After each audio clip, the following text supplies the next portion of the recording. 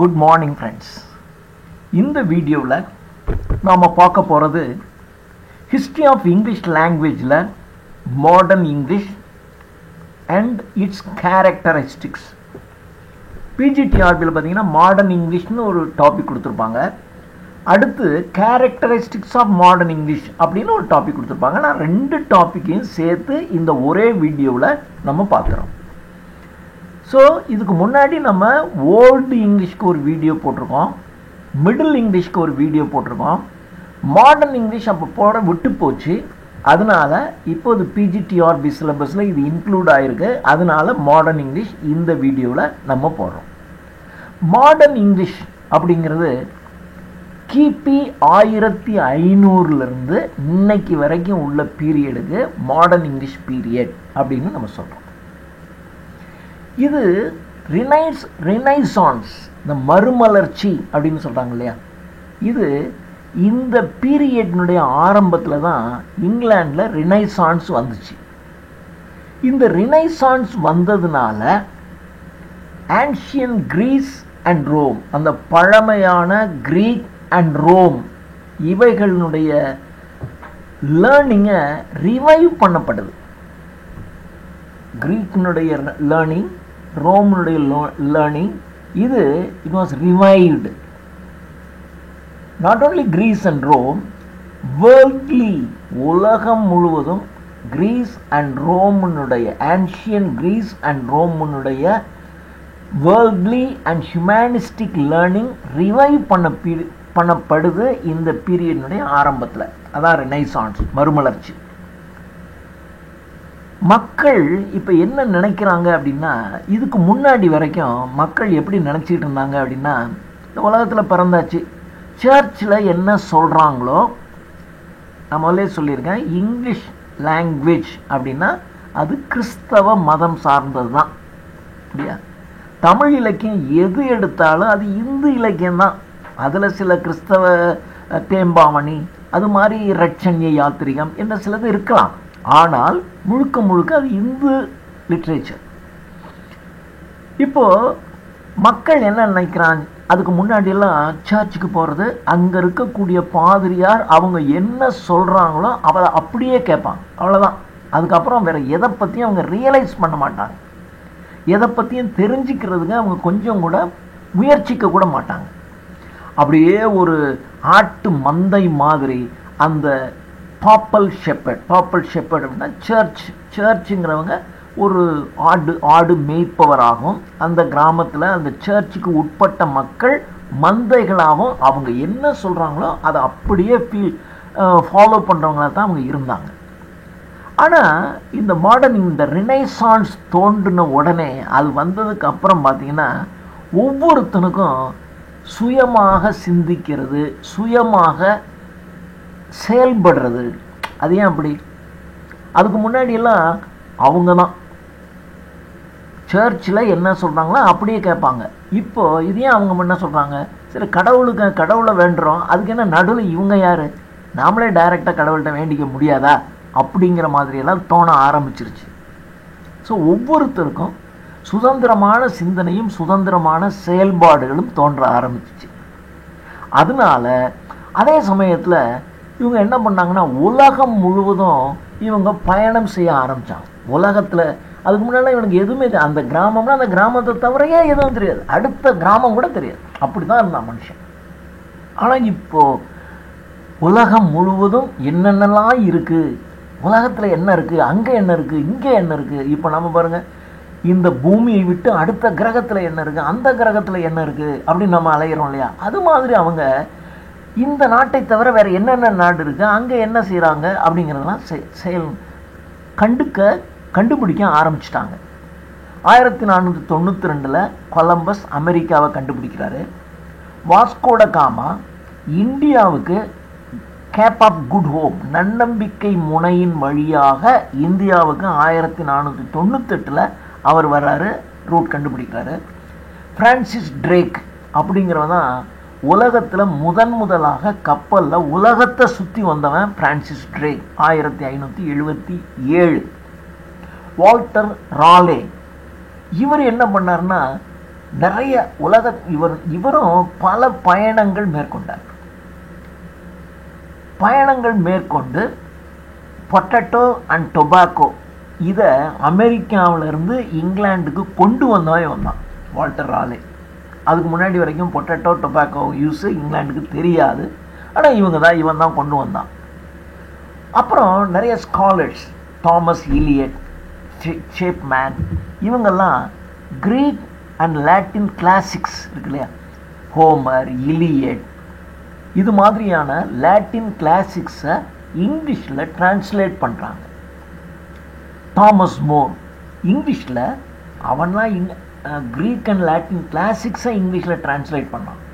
Thomas மோர், Spencer எபித்லாமியான் Prothalamion எழுதினார் இல்லையா, Philip Sidney apology of poetry எழுதினவர், ஷேக்ஸ்பியர், இவங்க எல்லாமே இங்கிலீஷ் லிட்ரேச்சரை தங்களுடைய படைப்புகளின் மூலமாக இங்கிலீஷ் ஆங்கில இலக்கியத்தை செறிவுபடுத்தினாங்க இவங்கெல்லாம்.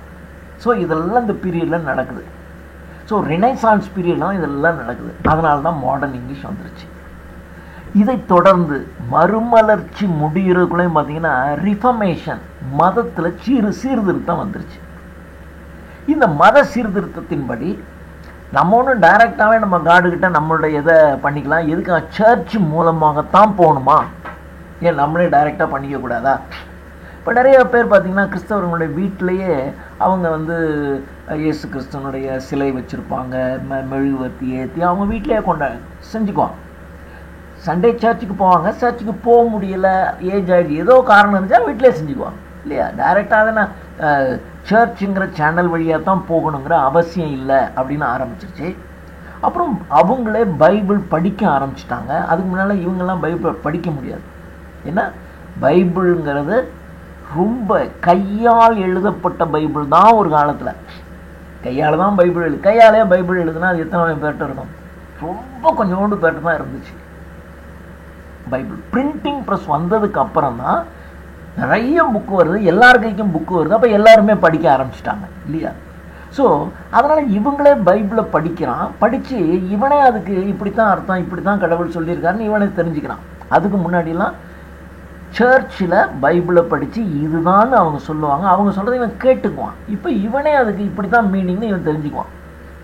அதுக்கப்புறம் இவங்க என்ன பெரிய அத்தாரிட்டி போட, இவங்க சொல்கிறதான் கேட்கணுமா அப்படிங்கிற அத்தாரிட்டியை ரிஜெக்ட் பண்ணுற ஒரு பழக்கம் வந்துருச்சு. அதுக்கப்புறம் பார்த்தீங்கன்னா மாடர்ன் சயின்ஸ் டெவலப் ஆகுது. எல்லாம் மாடர்ன் இங்கிலீஷ் தோன்றுனதுக்கான காரணங்கள். வில்லியம் காக்ஸ்டன் இப்போ தான் அவர் என்ன பண்ணுறாருன்னா 1476 இங்கிலாண்டில் பிரிண்டிங்கை இன்ட்ரடியூஸ் பண்ணுறார். ஸோ பிரிண்டிங் இன்ட்ரடியூஸ் ஆனதுக்கப்புறம் கலை, அறிவு இவைகளெல்லாம் ஒரு சிலரிடம் மட்டுமே இருந்த இவைகள் எல்லா மக்கள்கிட்டையும் ஈஸியாக பரவ ஆரம்பிச்சிச்சு. ஸோ ஏன்னா புக்ஸு நிறைய கிடைக்குது. அப்போ எல்லாரும் இப்போ பார்த்தீங்கன்னா யூடியூப்பில் எல்லோரும் என்னென்ன தோணுதோ எல்லாத்தையும் போட்டுறோம் இல்லையா. அப்போது உங்களுக்கு எதாவது வேணும்னா டக்குன்னு ஒரு யூடியூப்பில் பார்த்துட்டு, ஆனால் அதனுடைய ஆத்தென்டிசிட்டி தான் இப்போ பிரச்சனையான விஷயமா இருக்குது. இது உண்மையாக இருந்தாலும் அப்படின்னு அவன் போடுறான். மருந்து முதற்கொண்டு இதை சாப்பிட்டா இது சரியாயிடும், அதை சாப்பிட்டா இது சரியாகுன்றான். அதனால் ஆத்தென்டிசிட்டிங்கிறது போச்சு. ஆனால் அப்போ அதே மாதிரி தான் புக்ஸு நிறைய கிடச்சிச்சு. அப்போ எல்லாரும் படிக்க ஆரம்பிச்சிட்டாங்க. அப்புறம் நிறைய படிக்க ஆரம்பிச்சிட்டாங்க, புக்ஸை படிக்க ஆரம்பிச்சிட்டாங்க. பேம்ப்ளெட்ஸ் அப்படின்னு சொன்னால் இந்த சின்ன சின்ன நோட்டீஸ் இருக்கும் இல்லையா, அந்த மாதிரி சின்ன புத்தகங்கள் 5 பக்கம் 6 பக்கம் 4 பக்கத்துக்கு அந்த மாதிரி அதெல்லாம் படிக்க ஆரம்பிச்சிட்டாங்க. ஸோ பிரிண்டிங் ப்ரெஸ் வந்ததுக்கப்புறம் ஸ்பெல்லிங்கில் இங்கிலீஷினுடைய ஸ்பெல்லிங் ஒரு மாதிரி, இதுதான் இங்கிலீஷினுடைய ஸ்பெல்லிங். அதுக்கு முன்னாடியெல்லாம் புக்கே கிடையாது. அப்போ சொல்கிறேன் தானே, நீங்கள் என்ன சொல்கிறீங்க நான் கேட்குறேன், அவ்வளோதான். அப்போது யாரும் எழுத மாட்டாங்க பெருசாக, படித்தவங்க மட்டும்தான் கொஞ்சோண்டு எழுதுவாங்க. அதனால் அவன் என்ன பண்ணுவான்னா அவன் சௌரியத்துக்கு ஒரு ஸ்பெல்லிங்கை போட்டு எழுதிக்குவான். ஆனால் இப்போ பிரிண்டிங் ப்ரெஸ்ஸும் வர ஆரம்பிச்சு, புக்கும் வர ஆரம்பித்தோடனே இந்த புக்கில் ஒரு ஸ்பெல்லிங் அந்த புக்கில் ஒரு ஸ்பெல்லிங் இருந்தால் சரியாக வராதுங்கிறதுனால இப்போ ஸ்பெல்லிங் ஸ்டாண்டர்டைஸ் பண்ண ஆரம்பிச்சிட்டாங்க. ஸோ நாடு முழுவதும் இங்கிலீஷில் இந்த வேர்டுக்கு இதான் ஸ்பெல்லிங் அப்படின்னு வர ஆரம்பிச்சிருச்சு. ஸோ இந்த மாடர்ன் இங்கிலீஷ் பீரியடில் தான் இங்கிலீஷ் லாங்குவேஜ் அண்ட் லிட்ரேச்சர், ஆங்கில மொழி, ஆங்கில வரலாறு மிகப்பெரிய வளர்ச்சியை அடைஞ்சிச்சு. ஸோ இது மொழியும் வரலாறும் வளர்ச்சி அடைஞ்சதுனால அப்படியே கல்வியும் வளர்ச்சி அடைஞ்சிச்சு. எல்லாரும் படிக்க ஆரம்பிச்சிட்டாங்க. ஸ்கூல்ஸு, காலேஜஸ், யூனிவர்சிட்டிஸ் இதெல்லாம் இப்போ தோன்ற ஆரம்பிச்சிச்சு. ஸோ மிடில் ஏஜினுடைய பின்பகுதி, அதாவது மாடர்ன் பீரியடினுடைய முன்பகுதி, மிடில் ஏஜினுடைய பின்பகுதியில் அந்த மிடில் கிளாஸ், அந்த நடுத்தர வர்க்கம் அப்படின்னு சொல்கிறாங்க இல்லையா, அவங்க மட்டும்தான் எழுத முடியும், படிக்க முடியும். இதான் மிடில் ஏஜினுடைய கடைசியில். அதுக்கு முன்னாடியெல்லாம் பார்த்தீங்கன்னா எவனுமே படிக்க முடியாது, எழுத முடியாது. ஆனால் மிடில் ஏஜினுடைய பின்பகுதியில் மத்தியதர வர்க்கம் எழுதுவாங்க, படிப்பாங்க.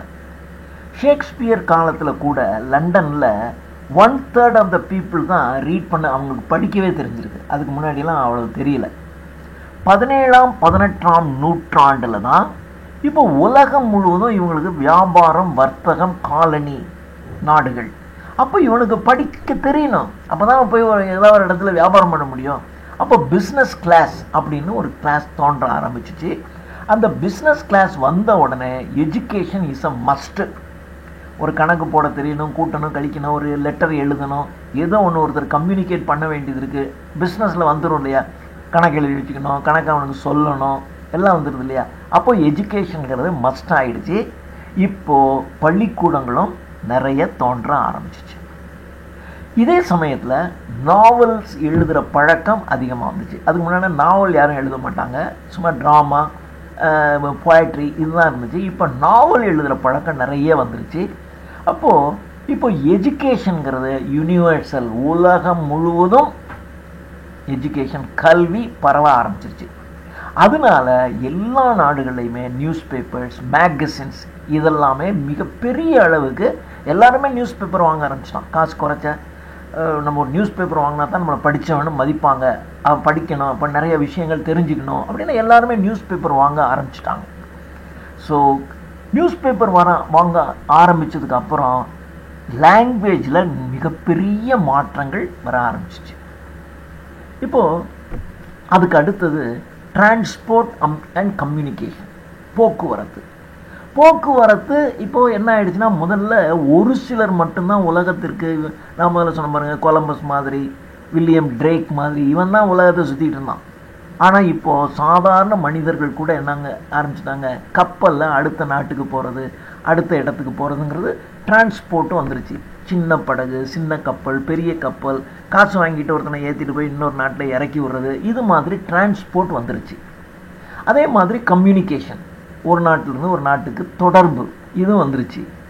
இப்போ இது டிரான்ஸ்போர்ட்டும் கம்யூனிகேஷனும் வந்ததுனால ஒருத்தர்கிட்ட இருக்கக்கூடிய ஐடியா இன்னொருத்தருக்கு அந்த ஐடியா ஈஸியாக பரவ ஆரம்பிச்சிச்சு. இப்போ ஒருத்தர் இந்த நாட்டுக்கு வர்றான், இந்த நாட்டில் இந்து மதம், இந்த மதத்தில் இப்படித்தான்னு இவங்க ஒரு ஐடியா வச்சுருப்பாங்க, அந்த நாட்டில் ஒன்று இருக்கும், இந்த ஐடியா அங்கே போகும், அந்த ஐடியா இங்கே வர ஆரம்பிச்சிச்சு, இப்படி தான் வர ஆரம்பிச்சிச்சு. இதே சமயத்தில் பிரிட்டிஷ் எம்பையர் உலகம் முழுவதும் பரவ ஆரம்பிச்சிச்சு. உலகம் முழுவதும் தன்னுடைய காலனி நாடுகளை இங்கிலாந்து தோற்றுவிக்குது. அப்படி தோற்றுவித்துட்டு அவங்க என்ன பண்ணுறாங்கன்னா, அந்தந்த நாட்டுக்கு போகிறான். அப்போ இந்தியாவுக்கு வர்றாங்கன்னு வச்சுக்கலாம், இந்தியாவுக்கு வரும்போது இங்கே இருக்கக்கூடிய லாங்குவேஜ், அப்போ இங்கே இருக்கக்கூடிய லாங்குவேஜை அவன் அப்படியே எடுத்துக்குவான். ஸோ இந்த கம்யூனிகேஷன், இந்த ட்ராவல்ங்கிறது ஸ்டீம்ஷிப், நீராவியில் ஓடக்கூடிய கப்பல் வந்துருச்சு, ரயில்வே வந்துருச்சு, மோட்டார் கார் வந்துருச்சு, அதுக்கப்புறம் ஏரோப்ளேன் வந்துருச்சு. இப்போ அதெல்லாம் அப்படியே வந்துருச்சு. வந்த உடனே தனித்தனியாக இருந்த, தனித்தனி தீவுகளாக இருந்த மனிதர்கள் எல்லாமே ஐசோலேட்டட் கம்யூனிட்டிஸாக இருந்தவனா ஒன்றா ஜாயின் ஆகிட்டான். இப்போ நம்ம நினச்சோம்னா டக்குன்னு ஒரு ஃப்ளைட்டை பிடிச்சி சிங்கப்பூர் போகலாம், அமெரிக்கா போகலாம், ஃப்ரான்ஸ் போகலாம், லண்டன் போகலாம், எந்த நாட்டுக்கு வேணாலும் போகலாம். அந்த நாட்டினுடைய மக்களினுடைய பழக்க வழக்கங்கள் எல்லாத்தையும் நாம் தெரிஞ்சுக்கிறோம். அவன் நம்ம நாட்டு இங்கேருந்து நாம் போய் நம்ம பேசுகிறது, நம்ம பழக்க வழக்கத்தை அவன் தெரிஞ்சுக்கிறான். இப்படி வந்துருச்சு. அப்புறம் போஸ்ட் ஆஃபீஸ் வருது, டெலிஃபோன் வருது, சினிமா, டெலிவிஷன், அப்புறம் இப்போ எலக்ட்ரானிக் மீடியா. இது எல்லாமே லாங்குவேஜஸ், ஒரு லாங்குவேஜ் இன்னொரு லாங்குவேஜோட கலக்க ஆரம்பிச்சிருச்சு. இதுதான் மாடர்ன் இங்கிலீஷ் எப்படி வருது. இந்த சமயத்தில் முதல்ல ரெனைசான்ஸ், அப்புறம் ரிஃபர்மேஷன், அதுக்கப்புறம் பார்த்தீங்கன்னா டிரான்ஸ்போர்ட்டு, கம்யூனிகேஷன். இப்போது எதிர்பாராத விதமாக சயின்ஸ் அண்ட் டெக்னாலஜி பயங்கரமாக வளராச்சு. அப்போது சயின்ஸ் அண்ட் டெக்னாலஜி வரும்போது புதிய சயின்ஸு, அப்போ புதிய டெக்னாலஜி, அதுக்கு ஒரு நேம் வைக்கணும்ல, அப்போ புதிய புதிய வெக்காபுலரி உள்ளுக்குள்ளே வருது. இவன் என்ன பண்ணுறான்னா க்ரீக்கை வந்து ரூட் வேர்டாக வச்சுக்கிட்டு தான் ஒரு பிளான்ட்டுக்கு அல்ல ஒரு சயின்ஸுக்கு எதுக்குமே க்ரீக் அண்ட் லாட்டினை மூலமாக வைத்து கொண்டு அதில் இருக்கக்கூடிய வார்த்தையை கொஞ்சம் மாற்றி இங்கிலீஷில் பயன்படுத்த ஆரம்பித்தான். இப்போது கொஞ்சம் கொஞ்சமாக அது போய் இங்கிலீஷை டைரெக்டாக இங்கிலீஷ்லேயே ஒரு வேர்டு வர ஆரம்பிச்சிச்சு. அதுக்கு முன்னாலாம் க்ரீக் அண்ட் லாட்டினில் தான் அவனுக்கு தெரியும். க்ரீக் அண்ட் லாட்டினில் ஒரு வேர்டை எடுத்துக்குவான், அதுலேருந்து கொஞ்சம் மாடிஃபை பண்ணி இங்கிலீஷ் பண்ணிக்குவான். ஆனால் இப்போல்லாம் அப்படி கிடையாது. இங்கிலீஷில் டைரெக்டாகவே ஒரு இன்டலெக்சுவல் டிஸ்கோர்ஸுக்கு இங்கிலீஷே டைரெக்டாக பயன்படுத்த ஆரம்பிச்சிட்டாங்க. ஸோ இந்த மாடர்ன் இங்கிலீஷ் பீரியட் டயத்தில் ஒரு லாங்குவேஜுக்கும் கம்யூனிகேஷனுக்கும் ரொம்ப ஒரு முக்கியத்துவம் கிடைக்க ஆரம்பிச்சு. இப்போ கம்யூனிகேஷன் இஸ் வெரி இம்பார்ட்டன்ட் இல்லையா? இப்போ நீங்கள் இங்கிலீஷ் லிட்ரேச்சர்னு பேர், ஆனால் டெவலப்பிங் கம்யூனிகேஷன் ஸ்கில்ஸ் அப்படின்னு கொண்டு வர்றான். ஒரு காலத்தில் நாங்கள் படிக்கிற காலத்துலலாம் கம்யூனிகேஷன் ஸ்கில்லாம் கிடையவே கிடையாது. லாங்குவேஜ் அண்ட் லிட்ரேச்சர், அவ்வளோதான். லிட்ரேச்சர் தான் இருக்கணும், லாங்குவேஜை பற்றி கூட ஒன்றும் இருக்காது. மொழி லாங்குவேஜ் எப்படி வளர்ந்துச்சு, இது லாங்குவேஜ் லிங்குவிஸ்டிக்ஸ் இதெல்லாம் நாங்கள் படிக்கவே இல்லை. ஒன்லி லிட்ரேச்சர் தான் இருக்கும், நிறைய லிட்ரேச்சர் இருக்கும், அதுதான் படித்தோம். ஆனால் மாற மாற மாற இல்லை வேர்ல்டில் இதெல்லாம் முக்கியம் அப்படின்னு லாங்குவேஜை பற்றி தெரிஞ்சுக்கிறது, கம்யூனிகேஷனை பற்றி தெரிஞ்சுக்கிறது இதெல்லாம் வர ஆரம்பிச்சிருச்சு. மக்களுக்கு கம்யூனிகேஷனுங்கிறத பற்றின இம்பார்ட்டன்ஸ் அவேர்னஸ் வந்துருச்சு. இப்போ என்ன ஆகுதுன்னா, இப்போ கம்யூனிகேஷன் வருதுன்னு வச்சுங்களேன். இப்போ நான் என்ன மாதிரி பேசுகிறேன்னா அதே மாதிரி இப்போ இங்கிலீஷில் நான் என்ன பேசுகிறேன்னா அதை தான் நீங்களும் பேசணும், இங்கிலீஷ்காரனும் பேசணும். அவன் பேசுகிற மெத்தட் ஃபாஸ்ட்டாக பேசுகிறது, ஸ்லாங் டிஃப்ரெண்ட்டாக இருக்கலாம். பட் அவன் என்ன கிராமர் யூஸ் பண்ணுறானோ அதைத்தான் நானும் பேசணும், நீங்களும் பேசணும், எல்லோரும் பேசணும். அப்போ என்ன ஆயிடுச்சுன்னா எல்லாருக்கும் இந்த கம்யூனிகேஷன் வளர வளர வர கிராமரில் ஒரு ஸ்டாண்டர்ட், இப்படித்தான் கிராமர் இருக்கணும், இப்படித்தான் ப்ரொனன்சியேஷன் இருக்கணும் அப்படிங்கிற மாதிரியாக காமனான அதுதான் ஸ்டாண்டர்ட் இங்கிலீஷ் இப்போ தான் வருது. மாடர்ன் இங்கிலீஷ் வர ஆரம்பித்தோடனே எல்லாம் கம்யூனிகேஷன் டெவலப் ஆகுது. இப்போ நான் ஒரு ஐடியா கருத்தில் நான் ஒன்று சொல்லி நீங்கள் அதை வேறு விதமாக புரிஞ்சுக்கிட்டிங்கன்னா அப்போ என்ன ஆகுனா கம்யூனிகேஷனில் நான் என்ன கிராமர் பாயிண்ட், இதுதான் present tense, future tense, past டென்ஸுன்னு நான் என்ன சொல்கிறேன்னா அதை தான் நீங்கள் அப்போ தான் நீங்கள் புரிஞ்சிக்க முடியும். அதே இதை தெரிஞ்சால் தான் உங்களுக்கு புரிஞ்சிக்க முடியும். அப்போ காமனாக வந்துருச்சு. பப்ளிக் லெவலில் ஒரு லாங்குவேஜ் பாலிசி பப்ளிக்கில், அதாவது வீட்டுக்குள்ளே இருக்கோம் அப்போ வேறு, ஆனால் பப்ளிக்கில் போயிட்டீங்கன்னு வச்சுங்களேன், அப்போது லாங்குவேஜ் பாலிசிங்கிறது ஒன்று முக்கியம், ஒரு காமனான லாங்குவேஜ். ஸோ இப்போ பப்ளிக் டிஸ்கஷன், இப்போது லாங்குவேஜ் பாலிசியை பற்றி ஒரு 16th செஞ்சுரியில் 16ஆம் நூற்றாண்டில் லாங்குவேஜ் பாலிசியை பற்றின ஒரு டிஸ்கஷன் ஆரம்பிக்குது. அதுக்கப்புறம் தான் ஸ்டாண்டர்ட் இங்கிலீஷு, ஸ்டாண்டர்ட் கிராமர்லாம் வருது. இப்போது 17th செஞ்சுரி, அதாவது 17ஆம் நூற்றாண்டின் பிற்பகுதியில் பார்த்தீங்கன்னா அது லாங்குவேஜ் பாலிசிங்கிறது வெரி வெரி இம்பார்ட்டன்ட். அது இல்லைன்னா மாடர்ன் இங்கிலீஷே கிடையாதுங்கிற மாதிரி ஆயிடுச்சு. So there was a new urgency in the second half of the 17th century about anxiety of language policy. இதுதான் மாடர்ன் இங்கிலீஷ். எப்படி மாடர்ன் இங்கிலீஷ் வருது, மாடர்ன் இங்கிலீஷ் வர்றதுக்கு என்னென்னலாம் காரணம், இதுதான் காரணம். இப்போது characteristics of modern English. Modern இங்கிலீஷினுடைய கேரக்டர்ஸ் என்ன? மாடர்ன் இங்கிலீஷ்ங்கிறது முதல்ல எதை மாடர்ன் இங்கிலீஷ்னு நம்ம சொல்கிறோம்? லண்டனை சுற்றி இருக்கக்கூடிய ஈஸ்ட் மிட்லேண்ட் டயலெக்ட் என்றால் வட்டார சொல், வட்டார மொழி. இந்த வட்டாரத்தில் இருக்கவங்க இப்படி தான் பேசுவாங்க. இப்போ தமிழ் அப்படின்னா திருநெல்வேலிக்காரவங்க பேசுகிற தமிழ் ஒரு மாதிரி இருக்கும், சேலத்துக்காரவங்க பேசுகிற தமிழ் ஒரு மாதிரி இருக்கும், இந்த பக்கம் தஞ்சாவூர் திருச்சியில் இருக்கிறவங்க தமிழ் வேறு மாதிரி இருக்கும், சென்னையில் இருக்கிறவங்க தமிழ் வேறு மாதிரி இருக்கும். அப்போது தமிழ் அப்படின்னா எது? அப்போ ஒரு ஃபிக்ஸடாக இருக்கணும்ல, அது பூடிச்சுப்பா குந்து இப்படி. இது நீங்கள் தமிழை குந்துன்னா எல்லாருக்கும் புரிஞ்சுக்குவான். அங்கே குந்திக்கின்னு இருக்கான் பாரு, குந்திக்கின்னு இருக்கான் பாரு அப்படிம்பா. அப்போ அது தமிழை, அதான் அவன் பேசுகிறான், அதான் டயலெக்ட்னு பேர். அங்கே அப்படி இருப்பான். அப்போது அதே மாதிரி தான் இங்கிலாண்ட்லேயும் ஒவ்வொரு பகுதியிலையும் ஒவ்வொரு மாதிரி இங்கிலீஷ் பேசிக்கிட்டு இருப்பான். இதில் ஸ்டாண்டர்ட் இங்கிலீஷ், மாடர்ன் இங்கிலீஷ்ங்கிறது எது அப்படின்னா ஈஸ்ட் மிட்லேண்ட் டயலக்ட். இதைத்தான் ஸ்டாண்டர்ட் மாடர்ன் இங்கிலீஷ் அப்படின்னு சொல்ல ஆரம்பித்தாங்க. ஏன் அப்படின்னா சதர்ன் டயலக்ட், அதாவது இங்கிலாந்துடைய தெற்கு பகுதியில் பேசுகிற டயலக்ட் இருக்குது பாருங்கள், வட்டார மொழி, அது ரொம்ப கன்சர்வேட்டிவ், பழமையானது. அதே சமயத்தில் நார்த்தன் டயலக்ட் வந்து ரொம்ப ரேடிக்கல். அதனால ஈஸ்ட் மிட்லேண்ட் டயலக்ட் தான் இவங்க பயன்படுத்த ஆரம்பித்தாங்க. ஒரு காரணம் ஏன் ஈஸ்ட் மிட்லேண்ட் டயலக்ட். ரெண்டாவது, ஈஸ்ட் மிட்லேண்ட் டயலக்ட் பேசுகிறவங்க நிறைய, த மோஸ்ட் பாப்புலஸ். இப்போ இங்கிலாண்டில் 10 கோடி பேர் இருக்கான்னு வச்சுங்களேன், 7 கோடி பேர் இதுதான் பேசிகிட்டு இருக்கான்.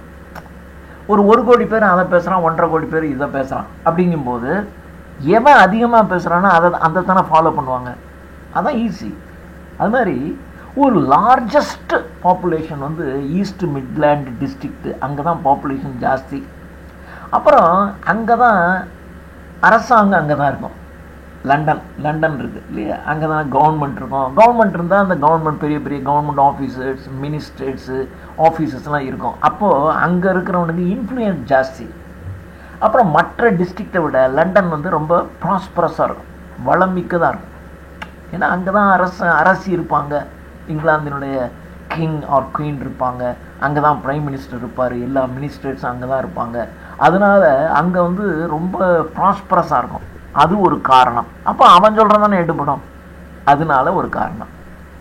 மூணாவது, ஆக்ஸ்ஃபோர்ட் யூனிவர்சிட்டி, கேம்பிரிட்ஜ் யூனிவர்சிட்டி ரெண்டும் இந்த ஏரியாவில் தான் இருக்குது. அப்போ அந்த யூனிவர்சிட்டியில் படிச்சுட்டு வர்றவன், யூனிவர்சிட்டியில் சொல்லி கொடுக்குறவன் இவனாக இருப்பான்ல. இப்போ இவன் தானே முடிவு பண்ணணும், நீங்கள் எந்த லாங்குவேஜை ஸ்டாண்டர்ட் மாடர்ன் இங்கிலீஷ்னு வச்சுக்கிறதுங்கிறத யார் முடிவு பண்ணுவான்? சாதாரண குப்பம் சூப்பர் ரோட்டில் போகிறவன் முடிவு பண்ண முடியாதுல்ல. ஸ்காலர்ஸ் அவன் எங்கே இருப்பான்? யூனிவர்சிட்டிஸில் இருப்பான். எல்லா யூனிவர்சிட்டி எங்கே இருக்குது? இந்த ஏரியாவில் தான் யூனிவர்சிட்டிஸ் இருக்குது. ஸோ அந்த யூனிவர்சிட்டிஸ் பூராமே ஈஸ்ட் மிட்லேண்ட் டயலக்டை தான் பயன்படுத்தினாங்க. அதனால தான் ஈஸ்ட் மிட்லேண்ட் டயலக்ட்டுங்கிறதா ஸ்டாண்டர்ட் ஃபார்ம் ஆஃப் இங்கிலீஷ்க்கு காரணமாக இருந்தது. இன்னொரு காரணமும் இருக்குது. சாசர் தன்னுடைய prologue to the Canterbury Tales, அவருடைய கேன்டர்பரி டேல்ஸ் எல்லாமே ஈஸ்ட் மிட்லேண்ட் டயலக்டில் தான் அவர் எழுதியிருக்கார். ஸோ இப்போ சாசர் எழுதுகிறாரு, அதை படிக்கிறவன் அந்த இதில் தான் படிப்பான். அப்போ அதையே எல்லாரும் ஏற்றுக்க ஆரம்பிச்சிட்டாங்க. இன்னொரு காரணம், லண்டன் வந்து இங்கிலாந்துடைய கேபிட்டல் சிட்டி. இதில் பொலிட்டிக்கல் அண்ட் கமர்ஷியல் சென்டர் மட்டும் கிடையாது, கோர்ட்டும் அங்கே தான் இருக்குது. அப்போ கோர்ட், இப்போ மெட்ராஸ் ஹைகோர்ட்டுங்கிறது சென்னையில் தான் இருக்கும். இப்போ தான் உங்களுக்கு மதுரையில் இருக்குது. அதுக்கு முன்னாடிலாம் இப்போ சுப்ரீம் கோர்ட்டுங்கிறது எங்கே இருக்கும்? ஒன்றே லண்டனில், இது டெல்லியில் தான் இருக்கும். இப்போது சுப்ரீம் கோர்ட்டு டெல்லியில் இருக்கிறதுனால இந்தியாவின் எல்லா மாநிலங்களில் இருக்கக்கூடிய மக்களும் டெல்லிக்கு போய்தான் ஆகணும் இல்லையா? ஏதாவது ஒரு கேஸ்னால் அங்கே போவான்ல. அப்போ அங்கே இருக்கிறவன் என்ன பண்ணுவான்? இவன் இப்போ தமிழ் பேசுவான், அங்கே ஒருத்தன் போய் கன்னடம் பேசுவான், ஒருத்தன் மலையாளம் பேசுவான், ஒருத்தன் பஞ்சாப் பேசுவான். அப்போ எல்லா மொழியும் அங்கே கலந்துரும். அதனால தான் அதை காஸ்மோபாலிட்டன் சிட்டின்னு சொல்லிடுவாங்க. எல்லா மொழி பேசுகிறவனும் அங்கே இருப்பான். அது மாதிரி லண்டன்கிறது not only this political and commercial centre of England மாத்திரம் கிடையாது, அங்கே தான் கோர்ட் இருந்துச்சு. கோர்ட்டு இருக்கிறதுனால இங்கிலாந்துடைய வேரியஸ் பார்ட்ஸில், வெவ்வேறு பகுதியில் இருக்கக்கூடிய மக்கள் பூரா லண்டனுக்கு வருவான். அவன் வரும்போதே அவனுடைய பழக்க வழக்கங்கள், அவனுடைய வட்டாரம் பேச்சும், அவன் ஊரில் எப்படி பேசுவான், இங்கிலீஷ் தான், அவன் ஊரில் ஒரு மாதிரி பேசுவான்ல, எல்லாத்தையும் கொண்டு வருவான். எல்லாம் ஒன்றா மிக்ஸ் ஆகுது லண்டனில். லண்டன் இங்கிலீஷில் இதெல்லாம் மிக்ஸ் ஆகுது. ஸோ லண்டன் வந்து என்ன பண்ணுதுன்னா, இட் டுக் அண்ட் கேவ், தன்கிட்ட இருக்கிறத மற்றவங்களுக்கு கொடுத்து, மற்றவங்களுடைய டயலக்டை அவங்க பேசுகிறத தான் எடுத்துக்குது. ஸோ 15ஆம் நூற்றாண்டின் பின்பகுதியில் ஒரு யூனிஃபார்மாக ஒரு மிட்லேண்ட் டயலக்ட் உருவாகுது. இதுதான் லண்டனுடைய ஸ்பீச் லாங்குவேஜ் அப்படின்னு சொல்கிறோம்.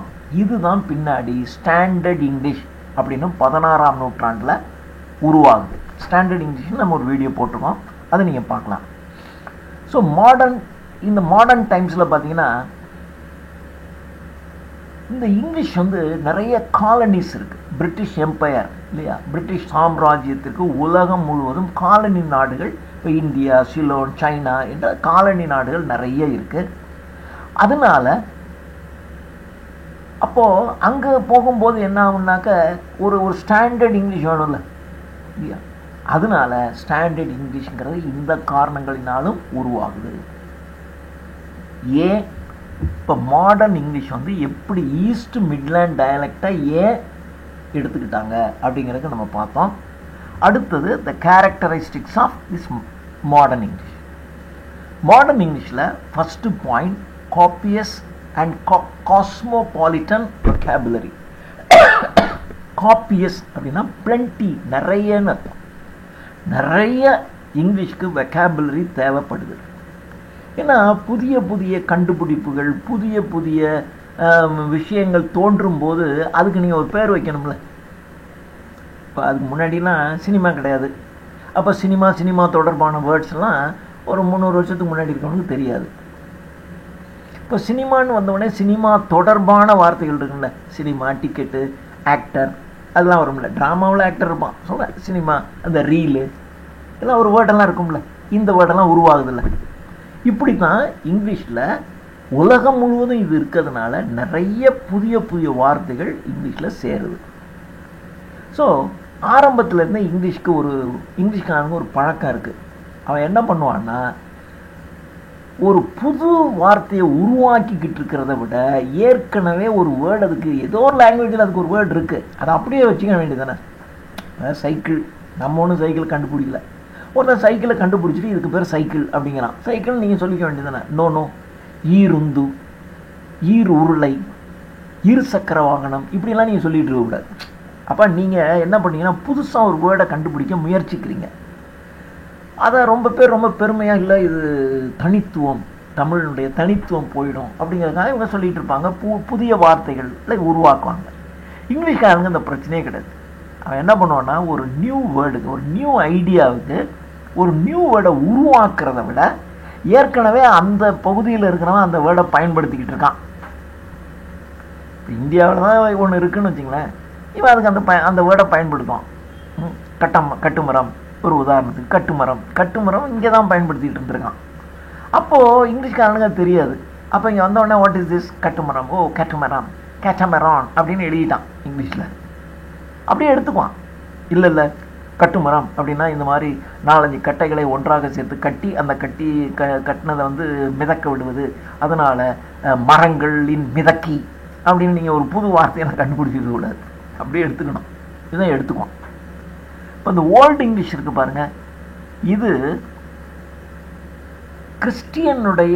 கிறிஸ்தவர்களுடைய ஐடியல்ஸ், அவங்களுடைய லட்சியம். கிறிஸ்தவர்கள் இப்படி தான் இருக்கணும் அப்படின்னு அந்த மதம் சம்பந்தமான விஷயங்கள் எல்லாம் லாட்டின் வேர்ட்ஸ்லேருந்து இந்த old English எடுத்துக்கிச்சு.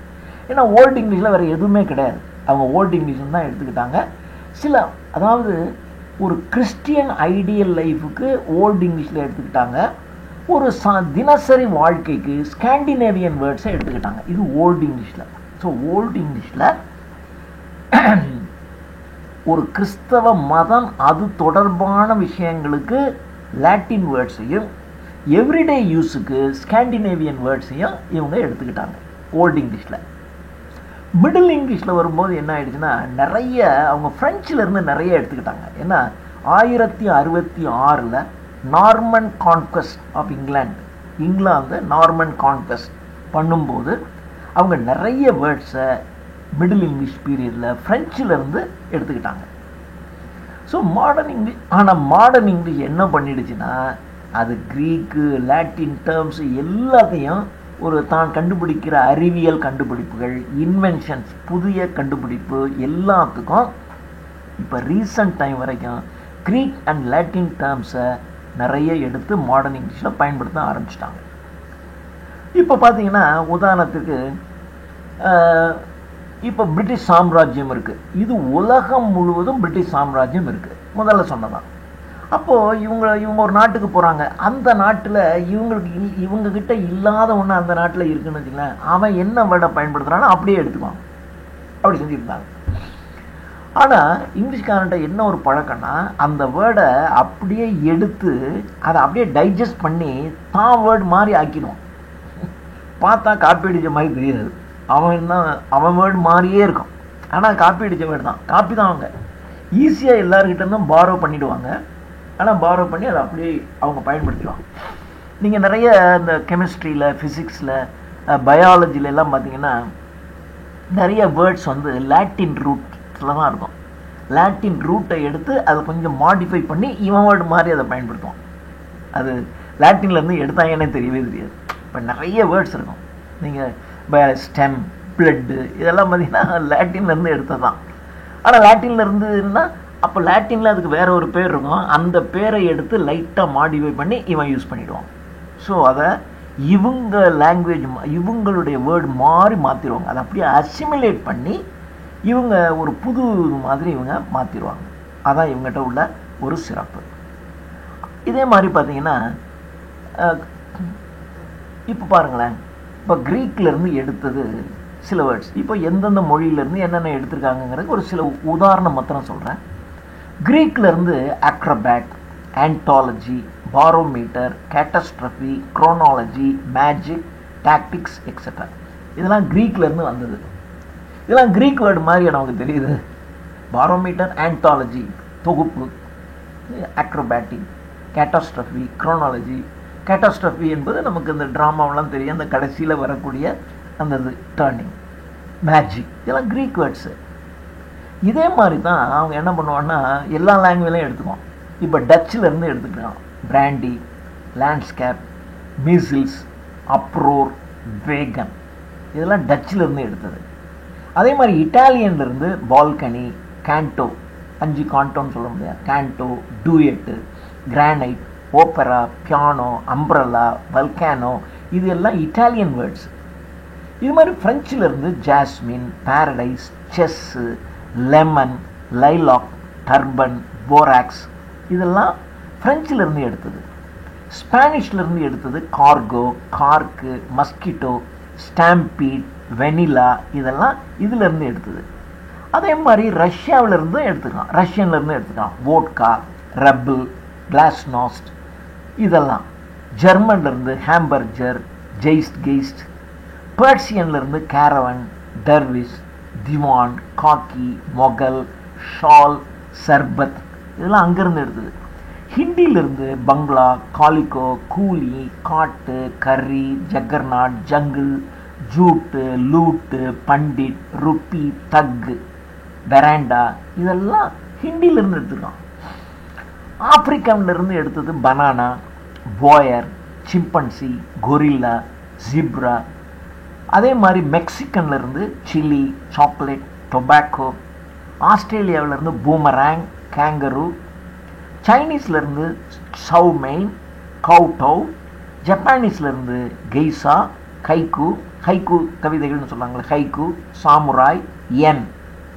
அராபியன்லேருந்து algebra, cipher, zero, nadir, zenith, alchemy, alcohol, alkali, bismuth, elixir. இது மாதிரி எல்லா லாங்குவேஜ்லேருந்து எடுத்துருவான்.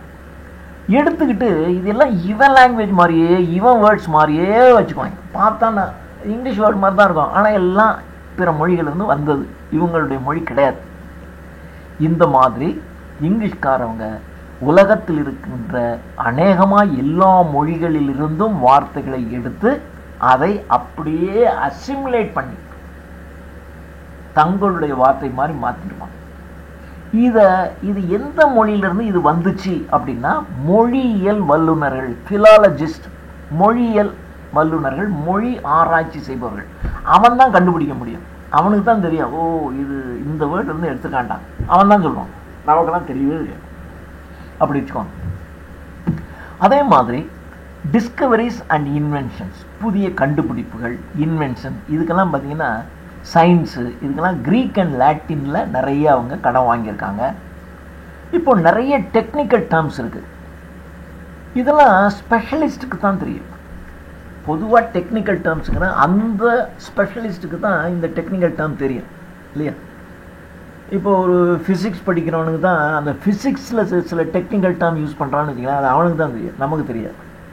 அது மாதிரி ஒரு பிஏ கம்ப்யூட்டர் சயின்ஸ் படிக்கிறவனுக்கு தான் அந்த கம்ப்யூட்டரில் சில டெக்னிக்கல் டேர்ம்ஸ் இருக்கும், அது அவனுக்கு தான் தெரியும். மெக்கானிக்கல் இன்ஜினியரிங் படிக்க அவனுக்கு தான் தெரியும், நமக்கு எப்படி தெரியும். ஆனால் சில வேர்ட்ஸ் பார்த்தீங்கன்னா சயின்ஸ் வேர்ட்ஸ் தான், டெக்னிக்கல் வேர்ட்ஸ் தான், ஆனால் அது காமன் பீப்புளும் தெரிகிற மாதிரி இருக்கும். இப்போ உதாரணத்துக்கு பார்த்தீங்கன்னா எல்லாருக்கும் தெரியும் டிசீசஸ். அனீமியா, சாதாரண மனுஷன் சொல்லுவாங்க அனீமிக்காக இருக்காங்க, அனீமியா அப்படிமா. ப்ராங்கைட்டிஸ், நுரையீரல் நோய், டிப்தீரியா, எய்ட்ஸு, இதெல்லாம் காமன் மேனே தெரியும். அதே மாதிரி ட்ரக்ஸில் பார்த்தீங்கன்னா ஆஸ்பிரின், இன்சுலின், பெனிசிலின், ஸ்ட்ரெப்டோமைசின், இதெல்லாம் தெரியும். அதே மாதிரி ஸ்டெத்தாஸ்கோப், இந்த இன்ஸ்ட்ருமெண்ட் இருக்கு பாருங்கள், ஸ்டெத்தாஸ்கோப் சாதாரண மனுஷன் பேசுவான். எலக்ட்ரோ கார்டியோகிராம், இது சாதாரண மனுஷன் பேசுவான். கொலஸ்ட்ராலை பற்றி, அலர்ஜியை பற்றி, இதெல்லாம் மெடிக்கல் டேர்ம், மெடிசின் படித்தவனுக்கு தான் தெரியணும், ஆனால் இதெல்லாம் காமனானவன் தெரிஞ்சுக்கலாம். அதே மாதிரி ஃபிசிக்ஸில் பார்த்தீங்கன்னா quantum mechanics, relativity, atomic energy, hydrogen bomb, laser, black holes, big bang, இதெல்லாம் வந்து பாப்புலர், எல்லாருக்கும் தெரியும். அதே மாதிரி ஸ்பேஸ் எடுத்துக்கிட்டிங்கன்னா astronaut, spacecraft, space shuttle, launch pad, countdown start ஆகிடுச்சு அப்படின்னு சாதாரண மனுஷன் கூட சொல்லுவான். பிளாஸ்ட் ஆஃப், கமாண்ட் மாட்யூல், இதெல்லாம் பாப்புலர். அதே மாதிரி ஓசோன், நேச்சுரல் செலெக்ஷன், டிஎன்ஏ, சினிமாலே டிஎன்ஏ டெஸ்ட் பண்ணணும் அப்படின்றான். சாதாரண மனுஷன் சினிமா பார்க்குறவனுக்கு தெரியும் டிஎன்ஏனா என்னன்னு தெரிஞ்சு வச்சுருப்போம். இதெல்லாம் காமன் ஸ்பீச் வேர்டாக வந்துருச்சு. அது மாதிரி cinema, motion picture, movie, screen, reel, scenario, projector, close-up shot, fat out. அப்படியே சில சினிமாவில் பார்த்தீங்கன்னா ஒரு காட்சி அப்படியே ஃபேட் ஆகி அடுத்த காட்சி வரும், அது மாதிரி ஃபேட் அவுட்டு. இதெல்லாம் ஃபில்ம் இண்டஸ்ட்ரியிலேருந்து கிடைச்ச வார்த்தைகள். அதே மாதிரி ரேடியோ அண்ட் டெலிவிஷன், அவைகளும் நிறைய வார்த்தைகளை கொடுத்துருக்கு. Broadcast, aerial, antenna, loud speaker, announcer, microphone, transmitter, cable TV, teleprinter, video tape, VCR, DVD, CD, FM, stereophonic, tweeter, woofer, reel to reel, இதெல்லாம் நமக்கு வந்து சினிமாவும் இதெல்லாம் நமக்கு கற்றுக் கொடுத்துருக்கு. டிவியும் சினிமாவும் நம்ம கற்றுக் கொடுத்துருக்கு. அதே மாதிரி கம்ப்யூட்டர் வந்த உடனே நிறைய வார்த்தைகள், கம்ப்யூட்டர் ரிலேட்டடான நிறைய வார்த்தைகள் வந்துருச்சு. RAM, ROM, PC, laptop, DOS, micro processor, software, hacker, download பண்ணுறது, இதெல்லாம். இதில் என்ன ஒரு வேடிக்கைன்னா, இந்த வேர்ட்ஸுக்கு கம்ப்யூட்டரில் ஒரு மீனிங் இருக்கும், ஆனால் சாதாரண வார்த்தையில் ஒரு மீனிங் இருக்கும், ஆனால் கம்ப்யூட்டரில் வேறு மாதிரி மீனிங் இருக்கும். இப்போ ஒரு உதாரணத்துக்கு பார்த்திங்கன்னா ரீட், ரைட்டு. நமக்கு ரீட்னா ஒரு புத்தகம் படிக்கிறது, ரைட்னா ஒரு பேனா நோட்டில் எழுதுறது. ஆனால் நீங்கள் கம்ப்யூட்டரில் ரீட், ரைட்டுங்கிறதுக்கு வேறு மாதிரி ப்ரோக்ராம். அப்புறம் அன்றைக்கி ஈவினிங் வந்து சினிமாவுக்கு போகிறதுங்கிறது ஒரு ப்ரோக்ராம், காலையில் எழுந்திரிச்சு இதை செய்யணும்னு இது நம்ம ப்ரோக்ராம். ஆனால் C program, Python program, C++, Java program அவன். அது மாதிரி லாங்குவேஜ் அப்படின்னா நமக்கு தெரிஞ்சது இங்கிலீஷு, தமிழ், ஹிந்தி, இதுதான் தெரியும். ஆனால் அவங்கள பொறுத்த வரைக்கும் சிங்கிற ஒரு லாங்குவேஜ், இப்படி ஒவ்வொரு லாங்குவேஜ் வச்சுருப்பான். மெமரி, நமக்கு சொல்கிற நமக்கு மெமரினா நம்முடைய மெமரி தான் தெரியும், ஆனால் கம்ப்யூட்டர் படித்தவனுக்கு அந்த மெமரி. அப்போ மெமரிங்கிற வேர்டு காமன் வேர்டு தான், ஆனால் அங்கே வேறு மாதிரி மீன் பண்ணோம். மவுஸ் அப்படின்னா நம்ம மவுஸுங்கிறது வேறு சொல்லுவோம், ஆனால் அவன் மவுஸு வேறு மாதிரி வச்சுக்குவான். Terminal, chip, network, work station, விண்டோஸ்னால் நமக்கு ஜன்னல் தான் தெரியும், ஆனால் அவனுக்கு விண்டோஸ்னால் வேறு. வைரஸ்னால் நமக்கு வீட்டில் ஒரு நோய் வந்துருச்சுன்னா இது வைரஸ்னால் வந்துச்சுன்னு நமக்கு தெரியும், ஆனால் அங்கே வைரஸுங்கிறது வேறு. பக்குனா மூட்டை பூச்சி, ஆனால் அவன் பக்குனாக்கா அந்த வைரஸ் தப்பான ஒரு ப்ரோக்ராமில் இருக்க தப்பை ரிமூவ் பண்ணுறதுக்கு பக்கிங்னு சொல்லுவாங்க. இப்போ ஒரு வேர்டு பார்த்திங்கன்னா நியூ மீனிங் கொடுத்துரும். சாதாரண வேர்டு தான், ஆனால் கம்ப்யூட்டருக்குள்ளே போனீங்கன்னா it gives a different meaning, அந்த மாதிரி கொடுத்துரும். அதே மாதிரி டெலிஃபோனில் பார்த்தீங்கன்னா நிறைய புது வார்த்தைகள், கால் பண்ணுறது எல்லாமே. நேற்று நான் கால் பண்ணேன் நீ எடுக்கவே இல்லையே அப்படிம்போம். மிஸ்டு கால் கொடுத்தாங்கம்பா. Telex, mobile, SMS, telephone tapping, extra, இதெல்லாம் கொடுத்துச்சு. இதெல்லாம் நியூ வேர்ட்ஸு இதிலிருந்து கிடச்சிது. அதே மாதிரி வேர்ல்டு வார் 1 1914 1918 4 வருஷம் வேர்ல்டு வார், முதலாம் உலக மகாயுத்தம். 1939 45 வரைக்கும் செகண்ட் வேர்ல்டு வார். இது நமக்கு நிறைய புது வார்த்தைகளை இந்த வார் நமக்கு கொடுத்துச்சு. மெஷின் கன், டேங்க்கு, ஏர் ரைடு, ஆன்டி ஏர்கிராஃப்ட் கன், பேராசூட், இவாக்குவேட், கிராஷ் லேண்டிங், இதெல்லாம் நமக்கு வேர்ல்டு வார் நமக்கு கற்றுக் கொடுத்த வார்த்தைகள். இப்போ ரீசெண்டாக பார்த்தீங்கன்னா நிறையா காம்பவுண்ட் வேர்ட்ஸை நம்ம பயன்படுத்த ஆரம்பிச்சிட்டோம். இது ஒரு வேர்டு, அது ஒரு வேர்டு, ரெண்டையும் சேர்த்து ஒரு புது வடமை. இப்போ ஏருங்கிறது தனி, கண்டிஷனருங்கிறது தனி, ரெண்டையும் சேர்த்து ஏர் கண்டிஷனர் அப்படின்னு சொல்கிறோம். ஈக்கோ தனி, சிஸ்டம் தனி. Eeco system. Finger print, finger வேறு, பிரிண்ட்டு வேறு. ஆனால் ரெண்டையும் சேர்த்து ஃபிங்கர் பிரிண்ட்டுங்கிறது வேறு. ஃபிங்கர் ஒரு அர்த்தம், பிரிண்ட்டு ஒரு அர்த்தம், ஃபிங்கர் பிரிண்ட்டுங்கிறது மூணாவது ஒரு அர்த்தம். அதே மாதிரி க்ரீன்ங்கிறது பச்சை, ஹவுஸ்னால் வீடு. க்ரீன் ஹவுஸ் அப்படின்னாக்க என்ன அர்த்தம்? பசுமை இல்லை வாயுக்கள்னு சொல்லுவாங்களே அது. ஃபயருங்கிறது வேறு, எக்ஸ்டிங்ஷனுங்கிறது வேறு. ஃபயர் எக்ஸ்டிங்விஷர் அப்படின்னா அது அந்த கருவியை குறிக்கிறது. Life style, email, junk food, இது மாதிரியான காம்பவுண்ட் வேர்ட்ஸ் வந்து புதிதாக புதிய புதிய அர்த்தத்தில் நம்ம காம்பவுண்ட் வேர்ட்ஸை நம்ம பயன்படுத்த ஆரம்பிச்சிட்டோம். அதே மாதிரி அமெரிக்கன் வேர்ட்ஸ்லேயே நிறைய வந்து நம்ம பிரிட்டிஷ் இங்கிலீஷில் அமெரிக்கன் வேர்ட்ஸையும் நம்ம நிறைய பயன்படுத்துகிறோம். எக்ஸிக்யூட்டிவ் இதெல்லாம் American word. Dark horse, highbrow, okay அப்படின்னா அது third degree treatment.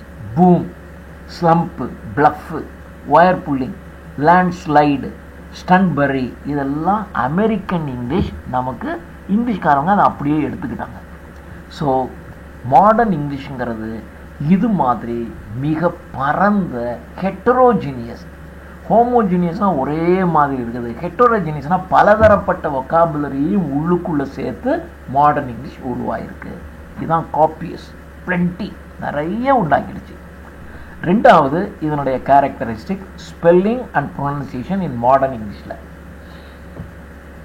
So modern இங்கிலீஷில் இதுக்கு முன்னாடி பார்த்தீங்கன்னா ஸ்பெல்லிங் வேறு, ப்ரொனன்சியேஷன் வேறு. ஸ்பெல்லிங்கை வச்சுக்கிட்டு ப்ரொனன்சியேஷன் வச்சுக்கிட்டு ஸ்பெல்லிங்கையும் நீங்கள் எழுதவே முடியாது. இப்போ முதல்ல பேச்சு வழக்குன்னு இருந்திருக்குன்னு வச்சுக்கோங்களேன். அப்போ அவன் என்ன பண்ணியிருப்பான்? மேடு அப்படிமா. மேட் அப்படின்னா எம்ஏடி போடுறதா, எம்ஏடிஇ போடுறதா? மேடுக்கு எம்ஏடி போட்டாவே ஓகே தானே. ஏன் எம்ஏடிஇ போடணும்? அப்போது நம்ம ப்ரொனன்சியேஷனை வச்சுக்கிட்டு நீங்கள் ஸ்பெல்லிங் எழுத முடியாது. ஸ்பெல்லிங்கை எழுதிட்டு இதை ப்ரொனவுன்ஸ் பண்ணு அப்படின்னா நீங்கள் வேறு மாதிரி ப்ரொனவுன்ஸ் பண்ணுவீங்க இல்லையா? ஸ்பெல்லிங் இப்படி இருக்கும், ஆனால் இதை ப்ரொனவுன்ஸ் பண்ணும்போது இது வேறு மாதிரி நம்ம ப்ரொனவுன்ஸ் பண்ணுவோம். இதுக்கு இது சைலண்ட்டுங்குவோம், அது அப்படிமோ இப்படிமோ. So we pronounce it in a different way by seeing a spelling of a word. ஒரு வேர்டுனுடைய ஸ்பெல்லிங்கை பார்த்துட்டு நம்ம ப்ரொனவுன்ஸ் பண்ணாலும் தப்பாக இருக்கும். ஒருத்தவங்க என்ன சொல்கிறாங்கன்னு கேட்டுட்டு நீங்கள் எழுதுனீங்கன்னாலும் தப்பாக இருக்கும்.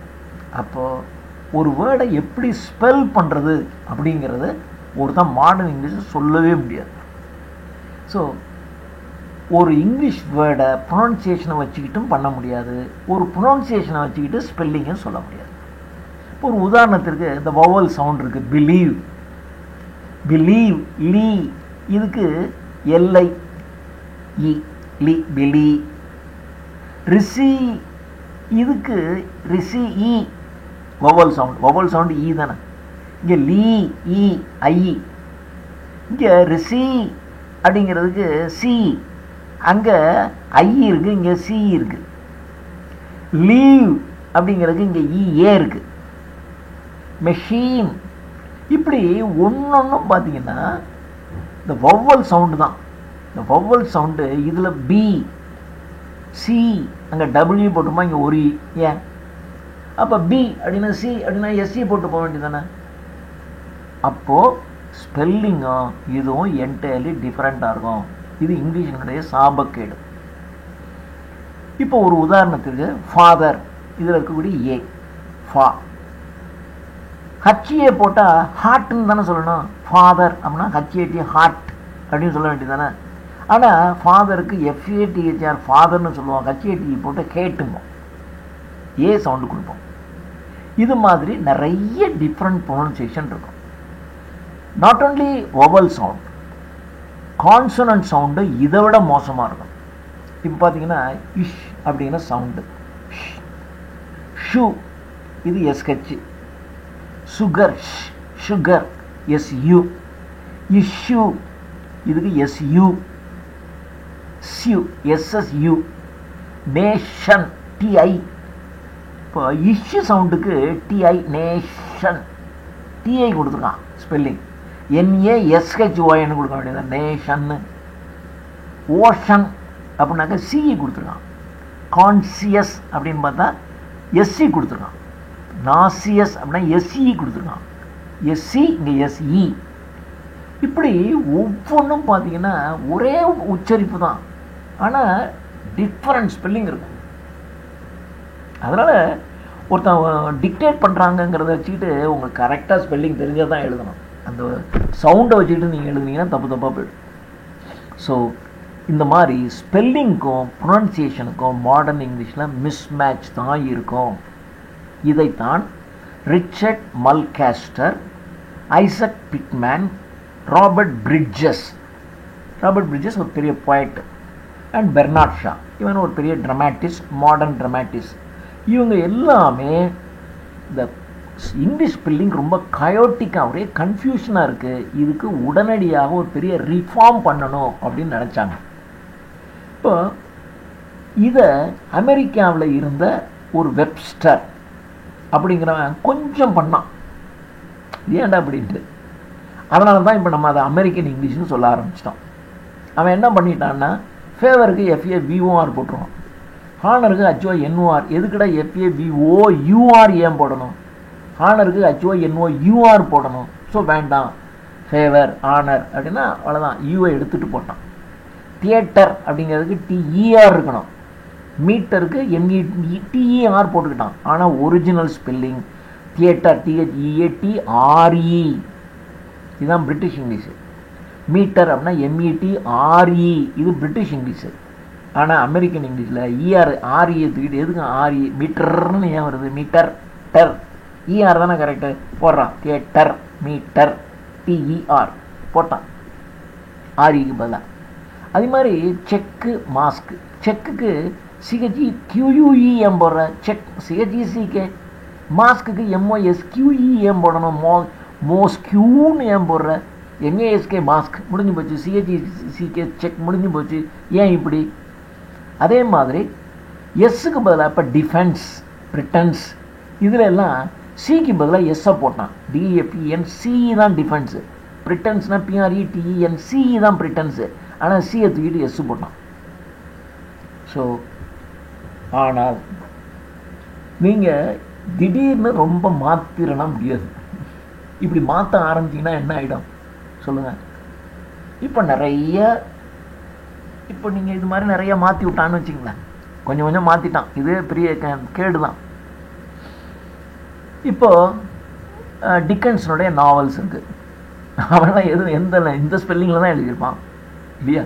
பழைய ஸ்பெல்லிங்கில் தானே எழுதியிருப்பான். 17ஆம் நூற்றாண்டு, 18ஆம் நூற்றாண்டு, 19ஆம் நூற்றாண்டில் இருந்த நாவலிஸ்ட்டு போனால் எதில் எழுதியிருப்பான்? இந்த பழைய ஸ்பெல்லிங் தான் எழுதியிருப்பான். நீங்கள் இப்போ எல்லாம் புது ஸ்பெல்லிங்கை கொண்டு வந்து விட்டீங்கன்னு வச்சிங்களேன், நிறைய மாற்றி விட்டிங்கன்னா, மாற்றுனீங்க அப்படின்னா இப்போ இனிமேல் வர்றவன்லாம் இந்த ஸ்பெல்லிங்கில் எழுத ஆரம்பிப்பான். ஒரு 50 வருஷம் கழித்து அந்த டிக்கன்ஸனுடைய நாவல், தாமஸ் ஹார்டியினுடைய நாவலை ஒருத்தன் படிக்கிறான்னு வச்சுக்கோங்க, அவனுக்கு புரியாது, என்னடா என்னமோ ஸ்பெல்லிங் போட்டிருக்காங்க அப்படின்னு புரியாது. அதனால அது மோசம்தான். ஆனால் மோசங்கிறதுக்காக நீங்கள் அதில் போய் எந்த ரேடிக்கல் ரிஃபார்ம் இதை செய்யக்கூடாது. அப்படி செஞ்சீங்கன்னா இட் இஸ் நாட் அட்வான்டேஜஸ், அது நமக்கு நல்லது இல்லை, அப்படி தெரிஞ்சுக்கணும். நீங்கள் அது அட்வான்டேஜஸ் கிடையாது. இப்போ நமக்கு ஆனன்னு ஒரே இது இருந்திருந்தாங்க ஈஸி. ஆனால் என்ன சொல்லலாம், இல்லை இது அமெரிக்கன் இங்கிலீஷு, இது இப்போ நம்ம கம்ப்யூட்டர் யூஸ் பண்ணும்போது பார்த்திங்கன்னா அங்கே அமெரிக்கன் இங்கிலீஷில் தான் இருக்கும். ஆனால் நம்ம திருத்திக்கிட்டு தப்பாக HONOUR போட்டோம்னா உடனே அது என்ன காட்டும்னா எரர் காட்டும், ரெட் லைன் வரும். ஐயோ, ஏன்னா நம்ம இப்படி தான் பயன்படுத்துகிறோம். அடுத்தது இன்ஃப்ளெக்ஷனல் சிம்பிளிசிட்டி. மாடர்ன் இங்கிலீஷினுடைய இன்னொரு முக்கியமான கேரக்டர் இன்ஃப்ளெக்ஷனல் சிம்பிளிசிட்டி. இன்ஃப்ளெக்ஷனல் அப்படின்னா சேஞ்சஸ்னு அர்த்தம். ரொம்ப சிம்பிள் தான், நோ சேஞ்சு. ஓல்டு இங்கிலீஷில் நிறைய சேஞ்சஸ் இருக்கும், பிரிட்டிஷ் இங்கிலீஷில் சேஞ்சஸ் எல்லாம் குறைச்சிட்டான். மிடில் இங்கிலீஷில், ஓல்டு இங்கிலீஷில் சேஞ்சஸ் நிறைய இருக்கும், மிடில் இங்கிலீஷில் சேஞ்சஸ் குறைச்சிட்டான். மாடர்ன் இங்கிலீஷில் சேஞ்சஸே ரொம்ப ரொம்ப ரொம்ப ரொம்ப மினிமம். இப்போ உதாரணத்திற்கு பார்த்தீங்கன்னா எஸ் சேர்ந்தால் ப்ளூரல்ன்றுவான், அவ்வளோதான். பட் ஓல்டு இங்கிலீஷில் அப்படி இல்லை, ஒவ்வொரு வேர்டுக்கும் ப்ளூரல்னால் வேறு வேர்டே இருக்கும். அப்போ நீங்கள் சிங்குலருக்கு ஒரு வேர்டு படிக்கணும், ப்ளூரலுக்கு ஒரு வேர்டு படிக்கணும், ஒவ்வொன்றுக்கும். யோசிச்சு பாருங்கள். இப்போ மிடில் இங்கிலீஷில் நிறைய குறைச்சான், மாடர்ன் இங்கிலீஷில் சுத்தமாக தூக்கிட்டான். எஸ்ஸு சேர்த்துக்க அவ்வளோதான்டா ப்ளூரல்ன்றுவான். பாய்ஸு, கேர்ள்ஸு இல்லையா? ஆனால் சில சமயங்களில் கொஞ்சம் இதுலேயும் சிக்கல் கொஞ்சம் இருக்குது. அதாவது கொஞ்சம் தான் இருக்குது. இந்த சேஞ்சஸ் வந்து மாடர்ன் இங்கிலீஷில் கொஞ்சம். இப்போ லேடிஸ் அப்படின்னா LADY எஸ் சேர்த்துற வேண்டியது தானே. ஆனால் அதுக்கு மாத்திரம் ஒய்யை எடுத்துகிட்டு IES போடுவோம், லேடிஸ் அப்படிமா கொஞ்சம், அவ்வளோதானே. ஆனால் மெஜாரிட்டி அப்படி தானே இருக்கும். அது மாதிரி பாஸ்ட் டென்ஸ் போனால் ED போட்டுருமா, அவ்வளோதான். ஒர்க்குடு அவ்வளோதானே. ஒரு ED சேர்த்துட்டா பாஸ்ட் டென்ஸு, எஸ் சேர்த்தா ப்ளூரல். இப்படி கொஞ்சம் இருக்கும், கொஞ்சம் கொஞ்சம் மாறும். இப்போ அதுக்காக வந்து ஒர்க்குடு அப்படின்னு சொன்னால் பிளேடு, ஓகே. ஆனால் சிக்கு சாப்பிடுவோம், சீடுன்னு சொல்லக்கூடாது இல்லையா. பைக்கு பைடுன்னு சொல்லக்கூடாது, பை பாட்டுமா. சின்னதான், கொஞ்சம் தான் இருக்கும் மாற்றம். மற்றபடி நிறைய விஷயங்கள் ED சேர்த்தாவே பாஸ்ட் டென்ஸ் வந்துடும், எஸ் சேர்த்தாவே ப்ளூரல் வந்துடும். இதுதான் இன்ஃப்ளெக்ஷனல் சிம்பிளிசிட்டி இன் மாடர்ன் இங்கிலீஷில். இது வந்துருச்சு. ஓல்டு இங்கிலீஷில் பார்த்தீங்கன்னா இன்ஃப்ளெக்ஷன்ஸ்னால் சேஞ்சஸ் அப்படின்னு அர்த்தம். ஓல்டு இங்கிலீஷில் சேஞ்சஸ் நவுனில், ப்ரோனவுனில், அட்ஜெக்டிவில், வெர்பில் எல்லாத்துலேயும் சேஞ்ச் இருக்கும். இது ஒரு மாதிரி இருக்கும். இந்த இடத்துல ஒரு மாதிரி ஒரு வேர்டு பயன்படுத்துவான், இன்னொரு இடத்துல வேற ஒரு வேர்டை பயன்படுத்துவான், மாற்றி வேர்டு இருக்கும். அதே மாதிரி அட்ஜெக்டிவ்லேயும் நிறைய வேர்ட்ஸ் இருக்கும். நிறைய வேர்ட்ஸ் நீங்கள் தெரிஞ்சுக்கணும், அப்போ தான் நீங்கள் ஓல்டு இங்கிலீஷை படிக்கவே முடியும். ஆனால் மிடில் இங்கிலீஷில் அவ்வளோ சேஞ்சஸ் இல்லை, அவங்க நிறைய ரெடியூஸ் பண்ணிட்டான். அதே மாதிரி இந்த noun to sign of the plural and form of the possessive case. Possessive case அப்படின்னா உடைய, அவளுடைய, கேர்ள் அப்படின்னா அப்பாஸ்ட்ரஃபி எஸ் போட்டால் கேர்ள்ஸ், அந்த பெண்ணினுடைய அப்படி வந்துடும். ஒரு அப்பாஸ்ட்ரஃபி போட்டு எஸ் போடுறாங்க, வெறும் எஸ் போட்டால் ப்ளூரல். ஒரு அப்பாஸ்ட்ரஃபி போட்டு எஸ் போட்டால் அது பொசசிவ் கேஸ். பொசசிவ் கேஸ்னால் உடையன்னு வந்துச்சுன்னா அது பொசசிவ் கேஸ் சரியா. பாய் பையன், பாய்ஸ் வெறும் எஸ் போட்டால் ப்ளூரல். பாய் போட்டு ஒரு மேலே ஒரு அப்பாஸ்ட்ரஃபி போட்டு எஸ் போட்டிங்கன்னா பையனுடையன்னு மாறிடும் இல்லையா. சின்ன விஷயம் தான், கொஞ்சம் தான் மாறிடுச்சு. ஆனால் ஓல்டு இங்கிலீஷில் அப்படி இல்லை, நீங்கள் எல்லாத்தையும் பிடிச்சி மாற்றிக்கிட்டு இருக்கணும். So the elaborate inflections of the adjective have been completely eliminated except for the simple indicators of the comparative and superlative degrees. அதே மாதிரி கம்பேரிட்டிவ் சூப்பர்லேட்டிவ் டிகிரிலையும் இதை ஈஸியாக கொண்டு வந்துட்டாங்க. மோர் சேர்த்தா கம்பேரிட்டிவ், மோஸ்ட் சேர்த்தா சூப்பர்லேட்டிவ், அல்ல ER பின்னாடி ER சேர்த்தா கம்பேரிட்டிவ், EST சேர்த்தா சூப்பர்லேட்டிவ். சிம்பிளாக போயிடுச்சா இல்லையா. ஆனால் ஓல்டு இங்கிலீஷில் அப்படி கிடையாது, நீங்கள் எல்லாத்துக்கும் புது புது வேர்டே இருக்கும். இப்போ பியூட்டிஃபுல் அப்படின்னு இருக்குன்னு வச்சிங்களேன். இப்போ மோர் பியூட்டிஃபுல் அப்படின்னா அதுக்கு ஒரு வேர்டே இருக்கும். மோஸ்ட் பியூட்டிஃபுல் அப்படின்னா அதுக்கு இன்னொரு வேர்டு இருக்கும். அப்போ அந்த வேர்டு 3 வேர்டு நீங்கள் தெரிஞ்சுக்கணும். ஓல்டு இங்கிலீஷில் வந்து அது சிந்தட்டிக் லாங்குவேஜ், லாட்டின் மாதிரி சிந்தட்டிக் லாங்குவேஜ். அப்படியே அதாவது ஒவ்வொன்றுக்கும் ஒரு வேர்டு, அவ்வளோதான். சிம்பிளாகவே இருக்காது. லாட்டினும் அப்படி தான் இருக்கும். ஸோ லாட்டின் என்பதும் ஓல்டு இங்கிலீஷ் என்பதும் சிந்தட்டிக் லாங்குவேஜ். ஏன்னா ஒவ்வொன்றுக்கும் ஒரு வேர்டு இருக்கும். ஆனால் லாட்டின் சென்டென்ஸ், இப்போ ஒரு உதாரணத்துக்கு வச்சுக்கோங்க. லாட்டின் சென்டென்ஸு நீரோ இன்டர்ஃபெசிட் அக்ரிப்பினம் அப்படின்னு இருக்கு. இதுக்கு என்னென்ன அர்த்தம்னா, நீரோ கில்டு அக்ரிப்பா, இது அக்ரிப்பா என்பவரை நீரோ கொண்டுட்டார். ஸோ நீரோ இன்டர்ஃபெசிட் அப்படிங்கிறது கில்டு, அக்ரிப்பினம் அக்ரிப்பா தான். ஆனால் இப்போது நீரோ என்பது ஒரு நவுனு இல்லையா, அக்ரிப்பா என்பது நவுனு. நம்மளை பொறுத்த வரைக்கும் நம்ம இதை சப்ஜெக்டுமோ அதை ஆப்ஜெக்ட்ன்றோம். ஆனால் அவனை பொறுத்த வரைக்கும் நீரோ என்பது ஒரு நவுனு, அக்ரிப்பினம் அந்த ஏஎம் சேர்த்துட்டான் பாருங்க, அந்த ஏஎம் சேர்த்துட்டதுனால அது ஒரு நவுன், அது ஒரு நவுனுங்கிறதுக்காக ஏஎம் சேர்த்துக்கிட்டான், அக்ரிப்பினம் அப்படிங்கிறான். அக்ரிப்பான்னு சொல்ல வேண்டியதானே, இல்லை அக்ரிப்பினம்னு போட்டால் தான். இல்லைன்னா அது பின்னாடி வருது, முதல் ஒரு நவுன் வருது, அடுத்தது ஒரு ஏஎம் சேர்த்தா தான் அந்த நவுன்னு நம்ம புரிஞ்சிக்க முடியும். அப்படிங்கிறதுக்காக ஓல்டு இங்கிலீஷில் அப்படி தான் பண்ணலாம். ஸோ நீரோ கில்டு. இதே தான் இப்போது ஓல்டு இங்கிலீஷில் என்ன ஒரு, அப்போ ஓல்டு இங்கிலீஷில் என்ன பண்ணுவான்னா, இது ஒரு வேர்டு, இது ஒரு வேர்டு, இது ஒரு வேர்டு, 3 வேர்டு. இந்த 3 வேர்டை எப்படி மாற்றினீங்கனாலும் அர்த்தம் இதான், நீரோ இன்டர்ஃபெசிட் அக்ரிப்பினம். இதை அக்ரிப்பினம் இன்டர்ஃபெசிட் நீரோ அப்படின்னாலும் நீரோ கில்டு அக்ரிப்பினம் தான், இப்படி தான் இருக்கும். ஏன்னா அக்ரிப்பினம் அப்படின்னா அந்த ஏஎம் சேர்த்ததுனால அது பின்னாடி, அது சப்ஜெக்ட், இது ஆப்ஜெக்ட். அதனால் எப்படி இருந்தாலும் நீரோ தான் கீல்டு அப்படின்னு தெரியும். அப்போ பாருங்கள், ஒரு வேர்டில் ஏஎம் சேர்த்து விட்டு இப்படி ஒவ்வொரு வேர்டுக்கும் ஏதாவது ஒன்று சேர்த்துட்டு இது வந்து இப்படி அப்படின்னு சொல்லிடுவோம். ஆனால் மாடர்ன் இங்கிலீஷில் இப்போ இதான் it means the same thing even if the words are rearranged in any order. எந்த ஆர்டரில் இந்த சென்டென்ஸில் அந்த 3 வேர்டையும் மாற்றி மாற்றி போட்டிங்கனாலும் அது வந்து நீரோ கில்டு அக்ரிப்பான் தான் குறிக்கும். ஆனால் மாடர்ன் இங்கிலீஷில் அப்படி இருக்காது. இப்போ ஒரு உதாரணத்திற்கு பார்த்தீங்கன்னா, மாடர்ன் இங்கிலீஷில் ஒரு ஃபிக்ஸட் ஆர்டர் ஆஃப் வேர்ட்ஸ் இருக்கும். இந்த ஆர்டரில் தான் நீங்கள் வேர்டை பயன்படுத்தணும். முதல்ல ஒரு சப்ஜெக்ட் இருக்கணும், அடுத்தது வெர்பு இருக்கணும், அடுத்தது ஆப்ஜெக்ட் இருக்கணும். இப்படி எஸ்விஓ, எஸ்விஓஏ இந்த மாதிரி இந்த ஆர்டர் அப்படின்னு மாடர்ன் இங்கிலீஷில் ஒரு ஆர்டர் வச்சுக்கிட்டான். இப்போ நீரோ கில்டு அக்ரிப்பா அப்படின்னா நீரோங்கிறது சப்ஜெக்டு, கில்டுங்கிறது வெர்பு, அக்ரிப்பா என்பது ஆப்ஜெக்டு அப்படின்னு வந்துடும். இப்போ இதே தான் நீங்கள் மாற்றி போட்டு அக்ரிப்பா கில்டு நீரோனாக்க என்ன ஆகிடும்? அக்ரிப்பா நீரோவை கொண்டுட்டாங்கிற மாதிரி அர்த்தம் வந்துடும். இப்போ நீங்கள் இந்த ஆர்டர், அக்ரிப்பா என்பது ஆப்ஜெக்டு, நீரோ என்பது சப்ஜெக்ட், சப்ஜெக்ட் தான் முன்னாடி இருக்கணும். அக்ரிப்பா ஆப்ஜெக்டை முன்னாடி போட்டிங்க அப்படின்னா அர்த்தம் மாறி போயிடும். ஆனால் இதே இது ஓல்டு இங்கிலீஷில் அப்படி ஓல்டு இங்கிலீஷ்னாலும் இதெல்லாம் தெரியாது. அதனால் என்ன பண்ணுவோன்னா, அதுக்கு ஒரு வேர்டை, அந்த வேர்டுக்கு தனியாக ஒரு ஏஎம் சேர்த்து விட்டு நீ எப்படி மாற்றினாலும் அதே தாண்டா அர்த்தம்ட்டான். இப்போது மாடர்ன் இங்கிலீஷில் என்ன பண்ணிட்டாங்க, அதெல்லாம் வேணாம், இப்படி தான் இருக்கணும், முதல்ல சப்ஜெக்ட் இருக்கணும், வெர்பு இருக்கணும், ஆப்ஜெக்ட் இருக்கணும், இந்த பேட்டர்னை தாண்டா இருக்கணும் அப்படின்னு கொண்டு வந்துட்டான். அப்படி கொண்டு வந்ததுனால அந்த ஆர்டரை நீங்கள் மாற்ற முடியாது. அப்போ ஒவ்வொரு லாங்குவேஜ்லேயும் ஒரு ப்ரிப்போசிஷன் இருக்கும், ஒரு ஆக்சிலரி வெர்பு இருக்கும். இந்த ப்ரிப்போசிஷன், ஆக்சிலரி வெர்பு இது ஒன்றுக்கும் எதோட என்ன தொடர்பு இருக்குது அப்படிங்கிறத அது சொல்லிடும். ஓகேயா? மாடர்ன் இங்கிலீஷ் ஹேஸ் மாடர்ன் இங்கிலீஷ்ங்கிறது ஒரு அனாலிட்டிக்கல் லாங்குவேஜ்.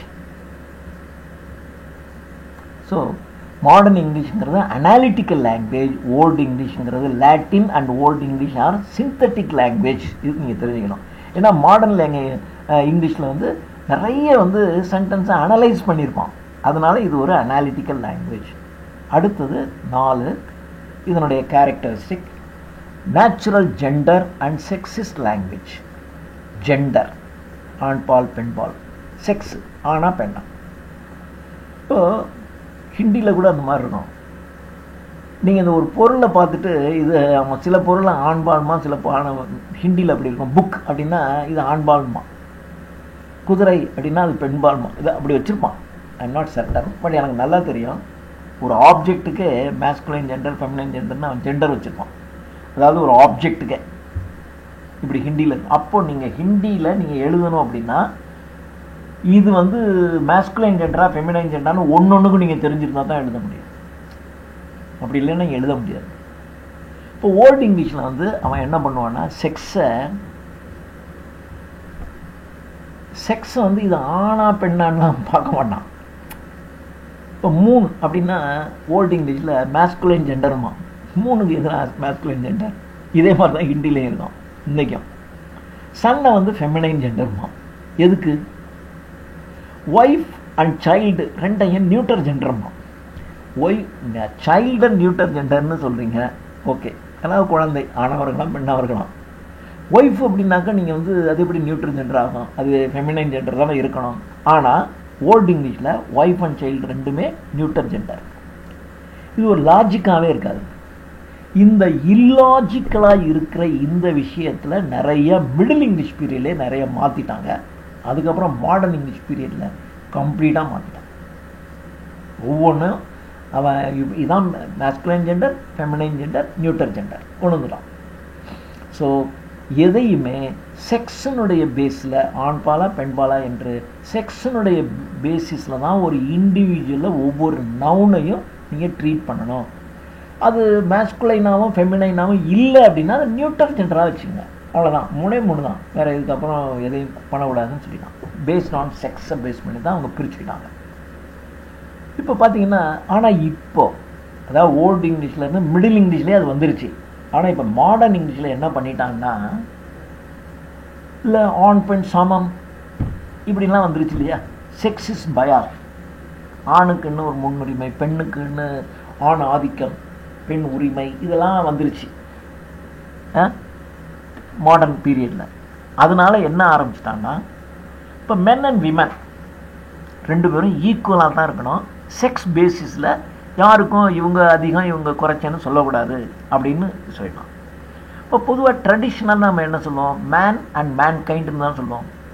மேன் அப்படின்னா மனித இனம், அப்படின்னா மனித இனம்னா அது பெண்களையும் சேர்த்து தான். ஏன்னா சொல்கிறேன், யோ மேன்னு நீ வச்சுக்கிட்டு மனித இனம்னு எப்படி பெண்ணையும் சேர்க்குற, அப்போ எங்களையே நீ சேர்க்கலை.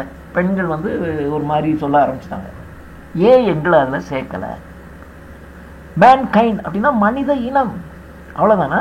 மனித இனம் அப்படின்னா it includes man, men and women and children, every thing. அப்படி தானே இருக்கணும். இப்போ it includes all men and women. அதனால இப்போ மனுஷன் என்ன பண்ணிட்டான்னா மேன் கைண்டுன்னு தான் சொல்கிறதில்ல, ஹியூமனிட்டின்னு சொல்கிறோம். Humanity, human race, human being, பீப்புள்ன்றான். பீப்புள் அப்படின்னா இட் இன்க்ளூட்ஸ் போத். இப்போ மேன்னு சொன்னா தானே எதுங்க ஆணுக்கு மாத்திரம் முன்னுரிமை, ஆணாதிக்கம் அப்படின்ற. பீப்புள் அப்படின்னா இட் இஸ் காமன் வேர்ட். இதுதான் மாடர்ன் இங்கிலீஷ். மாடர்ன் இங்கிலீஷில் ஹியூமனிட்டின்னு ஒரு word, human race, human beings, people அப்படின்னு சொல்ல ஆரம்பிச்சோம். அதே மாதிரி சில வேலைகள் இருக்கும், names of occupation.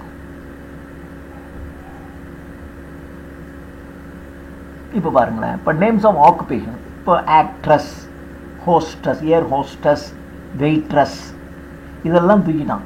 Actor, host, server common word ஆயிடுச்சு, அப்படி கொண்டு வந்துட்டாங்க. இப்போது போலீஸ் ஆஃபீஸர், இப்போ போலீஸ் மேன் அப்படின்னு இருக்கோம். போலீஸ் மேன் அப்படின்னா ஆண், போலீஸ் உமன், இப்போ போலீஸ் ஆஃபீஸர், அது நியூ, அது காமன். போலீஸ் ஆஃபீஸருங்கிறது ஆணையும் குறிக்கும், பொண்ணையும் குறிக்கும்.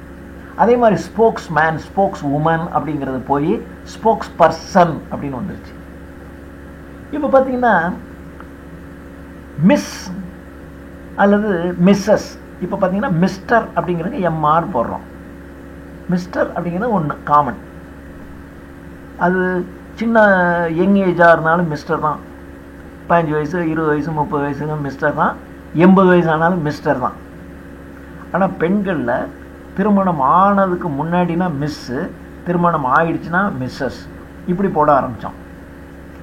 உடனே பெண்கள் பார்த்தாங்க, என்னையா உங்களுக்கு மாத்திரம் இப்போது மிஸ்டர்னு போட்டால் அவன் மேரேஜ் ஆனவனா ஆகலையான்னு தெரியாது. ஆனால் ஒரு பொண்ணுக்கு முன்னாடி மிஸ்ஸு இல்லை மிஸ்ஸஸ்ன்னு போட்டால் நமக்கு தெரிஞ்சு போயிடும், இது வந்து மேரீடு, அன்மேரீடுன்னு தெரிஞ்சு போயிடும். இது கல்ச்சர் பேசிஸில் அப்படி வச்சாங்க. ஆனால் பெண்கள் என்ன சொல்லிட்டாங்கன்னா, நீங்கள் மிஸ்டர்னு போட்டுக்கிறீங்க, எங்களை மாத்திரம் ஏன்டா பிரிக்கிறீங்க, எங்களுக்கு எம்எஸ்ன்னு போடுன்ட்டான். அப்போது MR for man, MS for woman or girl. So miss மிஸ்ஸஸ்லாம் எடுத்துட்டாங்க எம்எஸ். அதே மாதிரி இட்டு, ஒரு காலத்தில் பார்த்தீங்கன்னா இட்டுங்கிறது நியூட்டராக இருந்துச்சு. அதுக்கப்புறம் இட்டீஸ் அப்படின்னு ஒரு அப்பாஸ்டபி எஸ் வந்துச்சு. அதுக்கப்புறம் பார்த்தீங்கன்னா இட்ஸ். இப்போல்லாம் நம்ம இட்ஸே பயன்படுத்துகிறோம். இட்டீஸ்னால் அப்பாஸ்டபி எஸ்லாம் பயன்படுத்த இட்ஸ். இதுதான் ஸ்டாண்டர்ட் இங்கிலீஷில் இட்ஸையே நம்ம எடுத்துக்கிட்டோம். இதே மாதிரி ரிலேட்டிவ் ப்ரோனவுன். இப்போ ஹூ, விச், இதெல்லாமே ரிலேட்டிவ் ப்ரோனவுன் இல்லையா, ஒரு ப்ரோனவுன். இப்போ the doctor who treated my friend அப்படின்னு நான் சொல்கிறேன். The doctor who treated my friend அப்படின்னு சொன்னேன். இப்போ த டாக்டர் ஹூ என்பது யாரை குறிக்கிறது, டாக்டரை குறிக்குது. அப்போது டாக்டருக்கு பதிலாக, அந்த நவுனுக்கு பதிலாக பயன்படுத்துகிற இன்னொரு நவுனு ஹூ. அது எப்படி ஹூ என்பது எப்படி ப்ரோனவுன் ஆகும்? ப்ரோனவுன்னா என்ன? ஐ, யூ, ஹி, ஷி, இட்டு, தே, இதான ப்ரோனவுனு. எப்போ ஹூவை நீங்கள் ப்ரோனவுன் ஆக்குறீங்க? மாடர்ன் இங்கிலீஷில் ஆக்கினான். ஹூ என்பதும் விச் என்பதும் இன்டர்னாகேட்டிவ் ப்ரோனவுன்ஸு, கேள்விக்கு தான் அதை பயன்படுத்துகிறோம். ஹூ ஆர் யூ, இல்லையா, விச் இஸ் யுவர் பிளேஸ், இப்படி தானே இருக்கணும். ஆனால் இப்போ என்ன பண்ணிட்டாங்க மாடர்ன் இங்கிலீஷில், ஹூ அண்ட் விச்சுங்கிறத ரிலேட்டிவ் ப்ரோனவுனாக மாற்றிட்டாங்க. அது ஒரு இன்டராகேட்டிவ் ப்ரோனவுன், கேள்வி ப்ரோனவுனாக இருந்ததை ரிலேட்டிவ் ப்ரோனவுனாக மாற்றிட்டாங்க. ஓல்டு இங்கிலீஷில் அப்படி கிடையாது, ஆனால் மாடர்ன் இங்கிலீஷில் அப்படி மாறிடுச்சு. இப்போது மிடில் இங்கிலீஷை பொறுத்த வரைக்கும் universal relative pronoun 15th century அது வந்து என்ன பண்ணுன்னா ரெஃபர் டு திங்ஸ் திங்ஸையும் ரெஃபர் பண்ணோம், பர்சன்ஸையும் ரெஃபர் பண்ணோம். திங்ஸ் பர்சன்ஸ் ரெண்டையுமே ரெஃபர் பண்ணுற மாதிரி இருந்துச்சு மிடில் இங்கிலீஷில். இப்போ உதாரணத்திற்கு our father which are in heaven. Our father என்பது இந்த இடத்துல கடவுளை குறிக்கிறது. விச் ஆர் இன் ஹெவன், இந்த இடத்துல விச். எப்படி விச் வரும்? ஹூன்னு தானே வரணும். ஆனால் மிடில் இங்கிலீஷில் என்ன பண்ணிட்டான்னா விச் என்பது உயிரற்றது உயிர் உள்ளது ரெண்டுக்கும் காமன்னு சொல்லிட்டான். ஆனால் மாடர்ன் இங்கிலீஷில் திங்ஸுக்கெல்லாம் விச்சை போடு, உயிர் உள்ள மனிதனுக்கெல்லாம் ஹூவை போடுன்ட்டான் இல்லையா? இப்போ he who Steeles my purse Steeles trash. என்னுடைய பர்ஸை திருடுனவன் குப்பையை திருடிதுக்கான அர்த்தம். ஏன்னா அதுக்குள்ளே ஒன்றும் இல்லை. இந்த இடத்துல ஹீ ஹூன்னு தான் சொல்கிறான். ஆனால் அதே இது our father who art in ஹெவன்னு சொல்ல. இது ஒரு பொயட்டிக்கல் லைன், ஒரு பெரிய எழுதுறது. Our father which art in heaven which பயன்படுத்தான். இது மிடில் இங்கிலீஷில். ஸோ மிடில் இங்கிலீஷில் விச்சுங்கிறது திங்ஸுக்கும் பயன்பட்டுச்சு, பர்சன்ஸுக்கும் பயன்பட்டுச்சு. ஆனால் மாடர்ன் இங்கிலீஷில் விச்சுங்கிறது திங்ஸை ரெஃபர் பண்ணுது, ஹூ என்பது உயிருள்ள பர்சன்ஸை ரெஃபர் பண்ணுச்சு. அடுத்தது 6வது characteristics of modern English, a rich systems of tense. டென்ஸில் ரொம்ப நிறைய மாற்றிட்டாங்க. இதில் மாடர்ன் இங்கிலீஷில் நிறைய டென்ஸில் நிறைய சேஞ்சஸ் கொண்டு வந்துட்டாங்க. ஆனால் ஓல்டு இங்கிலீஷில் கொஞ்சம் தான் இருந்துச்சு. ஆனால் நிறைய அதில் மாற்றி மாற்றி மாற்றி மாற்றி இப்போ கொண்டு வந்துட்டான். 12 டென்ஸு கொண்டு வந்துட்டான். ஆனால் ஓல்டு இங்கிலீஷில் அவ்வளோலாம் கிடையாது. இப்போது ஓல்டு இங்கிலீஷில் பார்த்தீங்கன்னா சிம்பிள் ப்ரெசன்ட் டென்ஸே ஒரு மாதிரி வேகம் ஃப்யூச்சரே குறிக்கும். இப்போ சப்போஸ்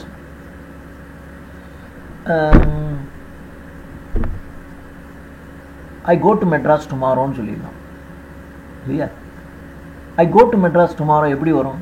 ஆனால் சொல்லலாம் I go to Madras tomorrow, தப்பு இல்லை இப்போ மாடர்ன் இங்கிலீஷில். ஆனால் ஓல்டு இங்கிலீஷில் அப்படிலாம் கிடையாது. இல்லை, ஓல்டு இங்கிலீஷில் அப்படி இருந்துச்சு. ஓல்டு இங்கிலீஷில் ப்ரெசன்ட் டென்ஸுங்கிறது ஒரு மாதிரி ஃப்யூச்சரையும் குறிக்கிற மாதிரி இருந்துச்சு. ஏன்னா அவனுக்கு ஃப்யூச்சருக்குன்னு தனி டென்ஸ் எல்லாம் கிடையாது. இப்போ தான் 12 டென்ஸை கொண்டு வந்துட்டான் மாடர்ன் இங்கிலீஷில். அதனால் ஒன்று எப்படி பயன்படுத்தணுங்கிறதுக்கு ரூல்ஸே நிறைய வச்சுருக்கான். அப்போது டென்ஸில் நம்மக்கிட்ட ஒரு ரிச் சிஸ்டம் இருந்துச்சு.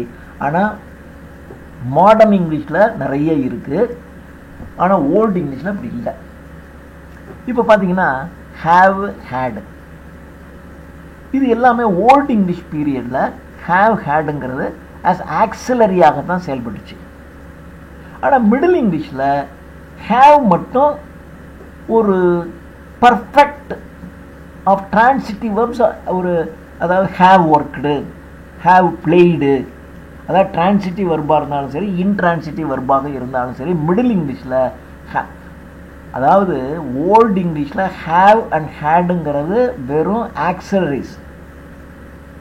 மிடில் இங்கிலீஷில் ஹேவ் என்பது ஒரு டிரான்சிட்டிவ், ஒரு perfect of transitive and intransitive வெர்பாக பயன்படுத்துச்சு. இப்போ வில் அண்ட் ஷேல், இது ரெண்டுமே இந்த வில்லினுடைய ஷார்ட் ஃபார்ம் வந்து ஐ வில் அப்படின்னா ஐ போட்டு ஒரு அப்பாஸ்ட்ரஃபி போட்டு 2 ஈல் கொடுத்தீங்கன்னாவே I will, he will, she will அப்படின்னு. ஒரு காலத்தில் வில் அண்ட் ஷேல்ங்கிறது எப்படி இருந்துச்சுன்னு சொன்னால், ஒரு காலத்தில் ஒரு ஃப்யூச்சரையும் குறிக்கும், ஒரு ஆப்ளிகேஷனாக கட்டாயம், I will work hard.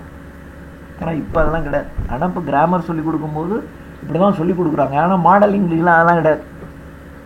I will work hard அப்படின்னா நான் நிச்சயமாக அப்படிங்கிற ஒரு அழுத்தம் இப்போ வருது மிடில் இங்கிலீஷில். ஆனால் மாடர்ன் இங்கிலீஷில் அதெல்லாம் போயிடுச்சு. So will and shall were used in the past கடந்த காலத்தில் ஒரு ஆப்ளிகேஷனையும் ஃப்யூச்சர் ரெண்டையுமே குறிக்கிற மாதிரி இருந்துச்சு. ஆனால் இப்போ நவ் வில்லுங்கும் அதனுடைய ஷார்ட் ஃபார்மாக இருக்கிற இந்த இல், இது ரெண்டுமே வெறும் ஃப்யூச்சரை மாத்திரம்தான் குறிக்கும். ஐ வில் அப்படின்னா எதிர்காலம், ஹீல் அந்த இல் போட்டாலும் ஃப்யூச்சரை மட்டும்தான் குறிக்கும், ஆப்ளிகேஷனை குறிக்கிறது இல்லை மாடர்ன் இங்கிலீஷில். இப்போ பல விஷயங்களில் பார்த்தீங்கன்னா சிம்பிள் ப்ரெசன்ட் டென்ஸே போதும். நீங்கள் ஃப்யூச்சரை அது குறிச்சிடும். I start tomorrow if it is fine, நாளைக்கு நல்லா இருந்துச்சுன்னா நாளைக்கு கிளம்புவேன். அண்ட் சிம்பிள் ஐ வில் ஸ்டார்ட்லாம் சொல்லணுங்கிற அவசியம் இல்லை. ஐ ஸ்டார்ட் டுமாரோன்னு சொன்னாவே போதும். இதே மாதிரி இந்த எக்ஸ்பேண்டட் டென்சஸ் இருக்கு பாருங்க. ஐ ஆம் reading, I was reading, I have been reading, I shall have been reading. இது எல்லாமே ரொம்ப டெவலப்டு ஃபார்ம். ஷேக்ஸ்பியர்ஸ் டேஸ்லேயே இதெல்லாம் வந்துருச்சு. இந்த 4 டென்ஸ் இருக்கு இல்லையா, ஐ ஆம் reading, I was reading, I have reading, I have been reading. இது எல்லாமே ஷேக்ஸ்பியர்ஸ் டேஸ்லேயே வந்துருச்சு. அது மாதிரி இந்த சிம்பிள் டென்ஸு, இந்த எக்ஸ்பேண்டட் டென்ஸு, இதுதான் எக்ஸ்பேண்டட் டென்ஸ்னு சொல்லுவோம். ஐ ஆம் reading, I was reading, I have been reading, I shall have been reading. இதெல்லாம் எக்ஸ்பேண்டட் டென்ஸு. இதெல்லாமே நம்முடைய இமோஷன், நம்முடைய உணர்வுகளை வெளிப்படுத்துவதற்கு இந்த டென்ஸ் எல்லாம் நம்ம கொண்டு அதான் 12 டென்ஸ் கொண்டு வந்துட்டோம். ஒரு காலத்துலலாம் இவ்வளோலாம் கிடையாது, இதே போதும் அப்படி தான் இருந்துச்சு. இப்போ 12 டென்ஸ் வச்சு எதுவாக இருந்தாலும் கரெக்டாக நீங்கள் எக்ஸ்ப்ரெஸ் பண்ண முடியும். உங்களுடைய உணர்வுகளை சரியாக எக்ஸ்ப்ரெஸ் பண்ணுறதுக்கு ஒரு rich system of tense modern இங்கிலீஷில் வந்துருச்சு. இப்போ பார்த்தீங்கன்னா the house is being built is an innovation dating from the very end of the 18th century.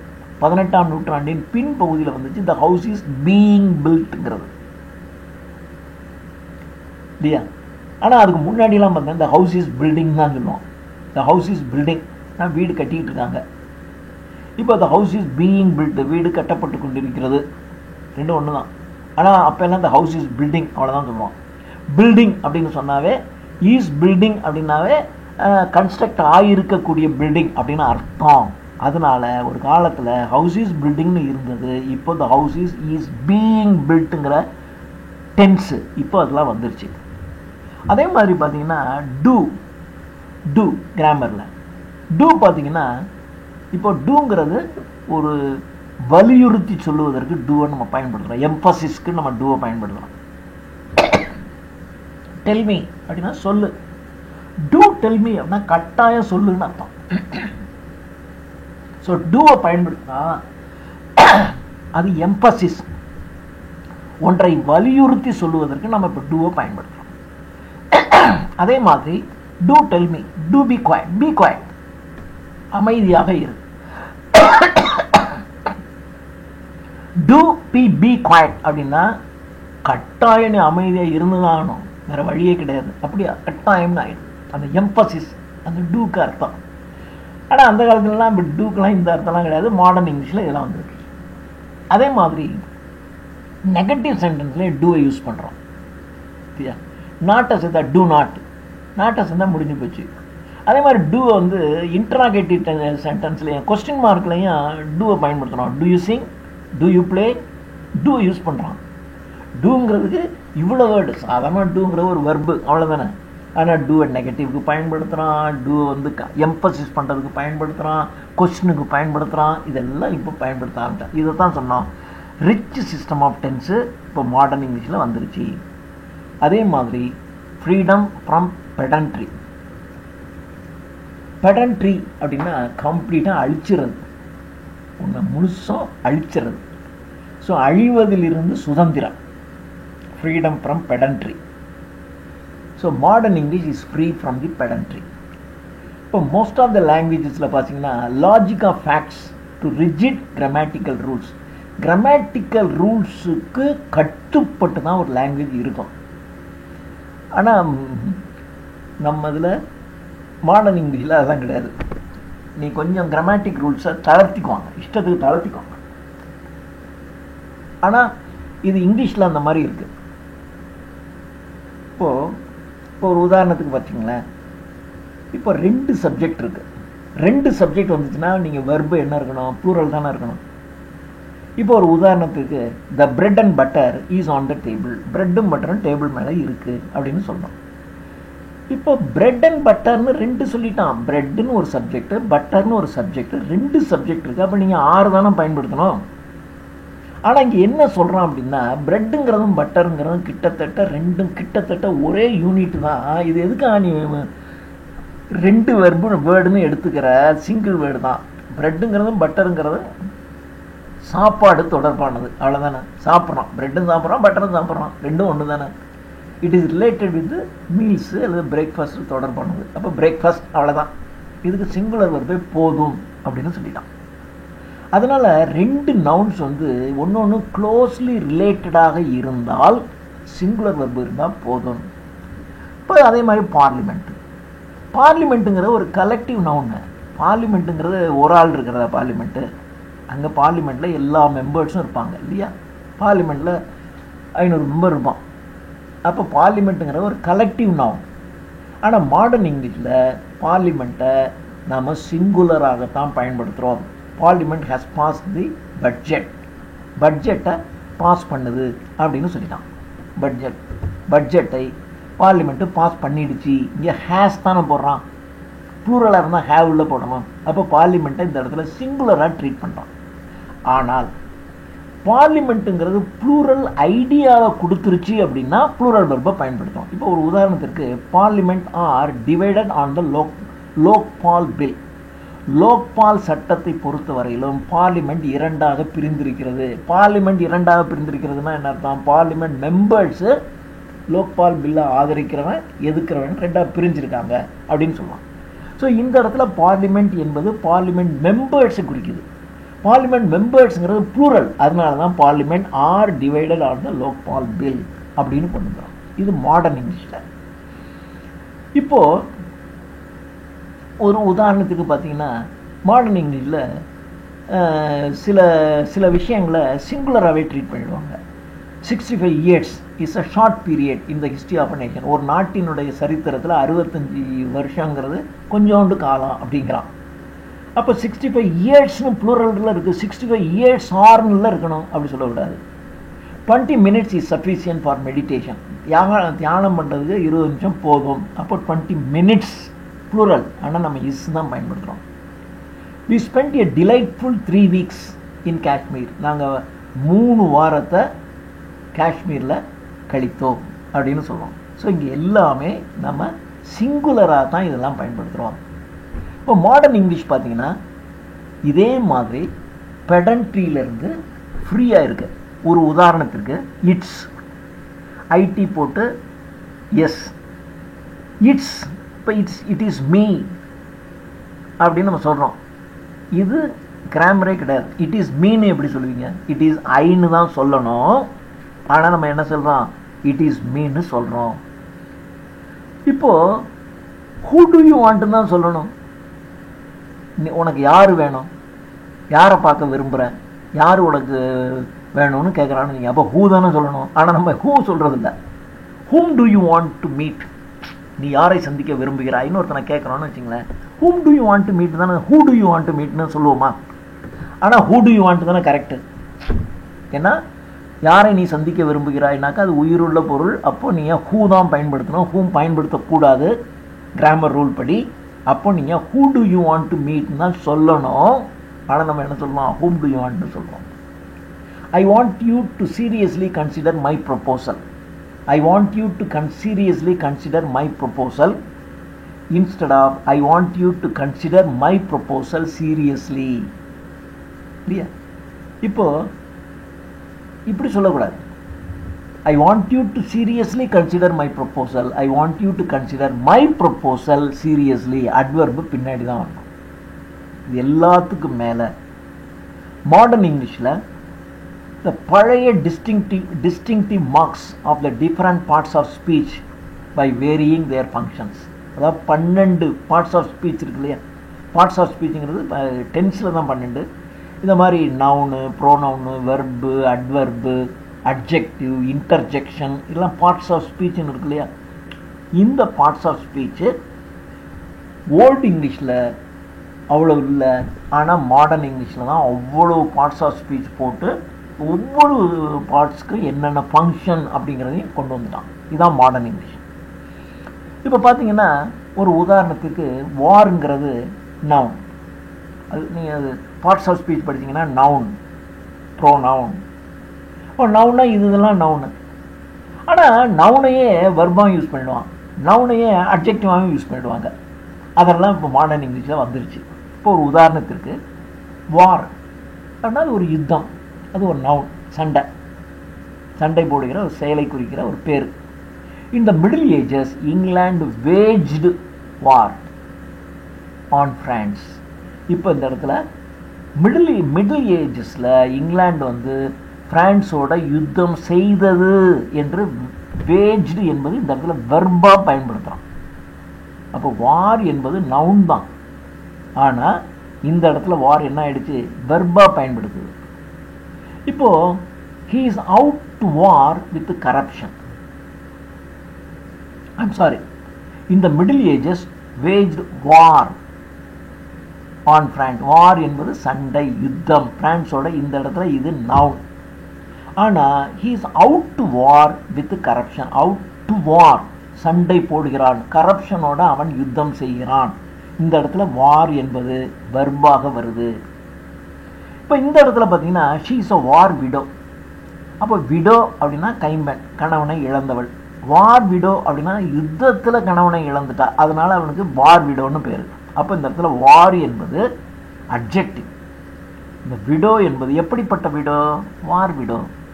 யுத்தத்தில் அவனுடைய ஹஸ்பண்ட் இறந்துட்டான், அதனால இவன் வார் விடோ அப்படின்னு சொல்கிறான். அப்போ வார் என்பது இந்த இடத்துல அட்ஜெக்டிவாக இருக்குது, இந்த இடத்துல வார் என்பது நவுனாக இருக்குது, இந்த இடத்துல வார் என்பது நவுனாக இருக்குது, இந்த இடத்துல வார் என்பது வெர்பாக இருக்குது. அப்போ ஒரே வேர்டு பார்த்தீங்கன்னா நவுனாக யூஸ் ஆகும், வெர்பாவும் யூஸ் ஆகும். இது இப்போ வாட்டருங்கிறது நவுன், வி ட்ரிங்க் வாட்டர், நாம் தண்ணி குடிக்கிறோம். இது வி வாட்டர்ட் த பிளான்ட்ஸ், நம்ம செடிகளுக்கு நாங்கள் தண்ணீர் ஊற்றினோம்.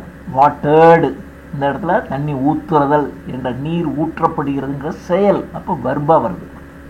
இப்போ laugh is a verb in he laughed heartily, இதயபூர்வமாக சிரித்தான் என்று லாஃப்டு என்பது வெர்பு.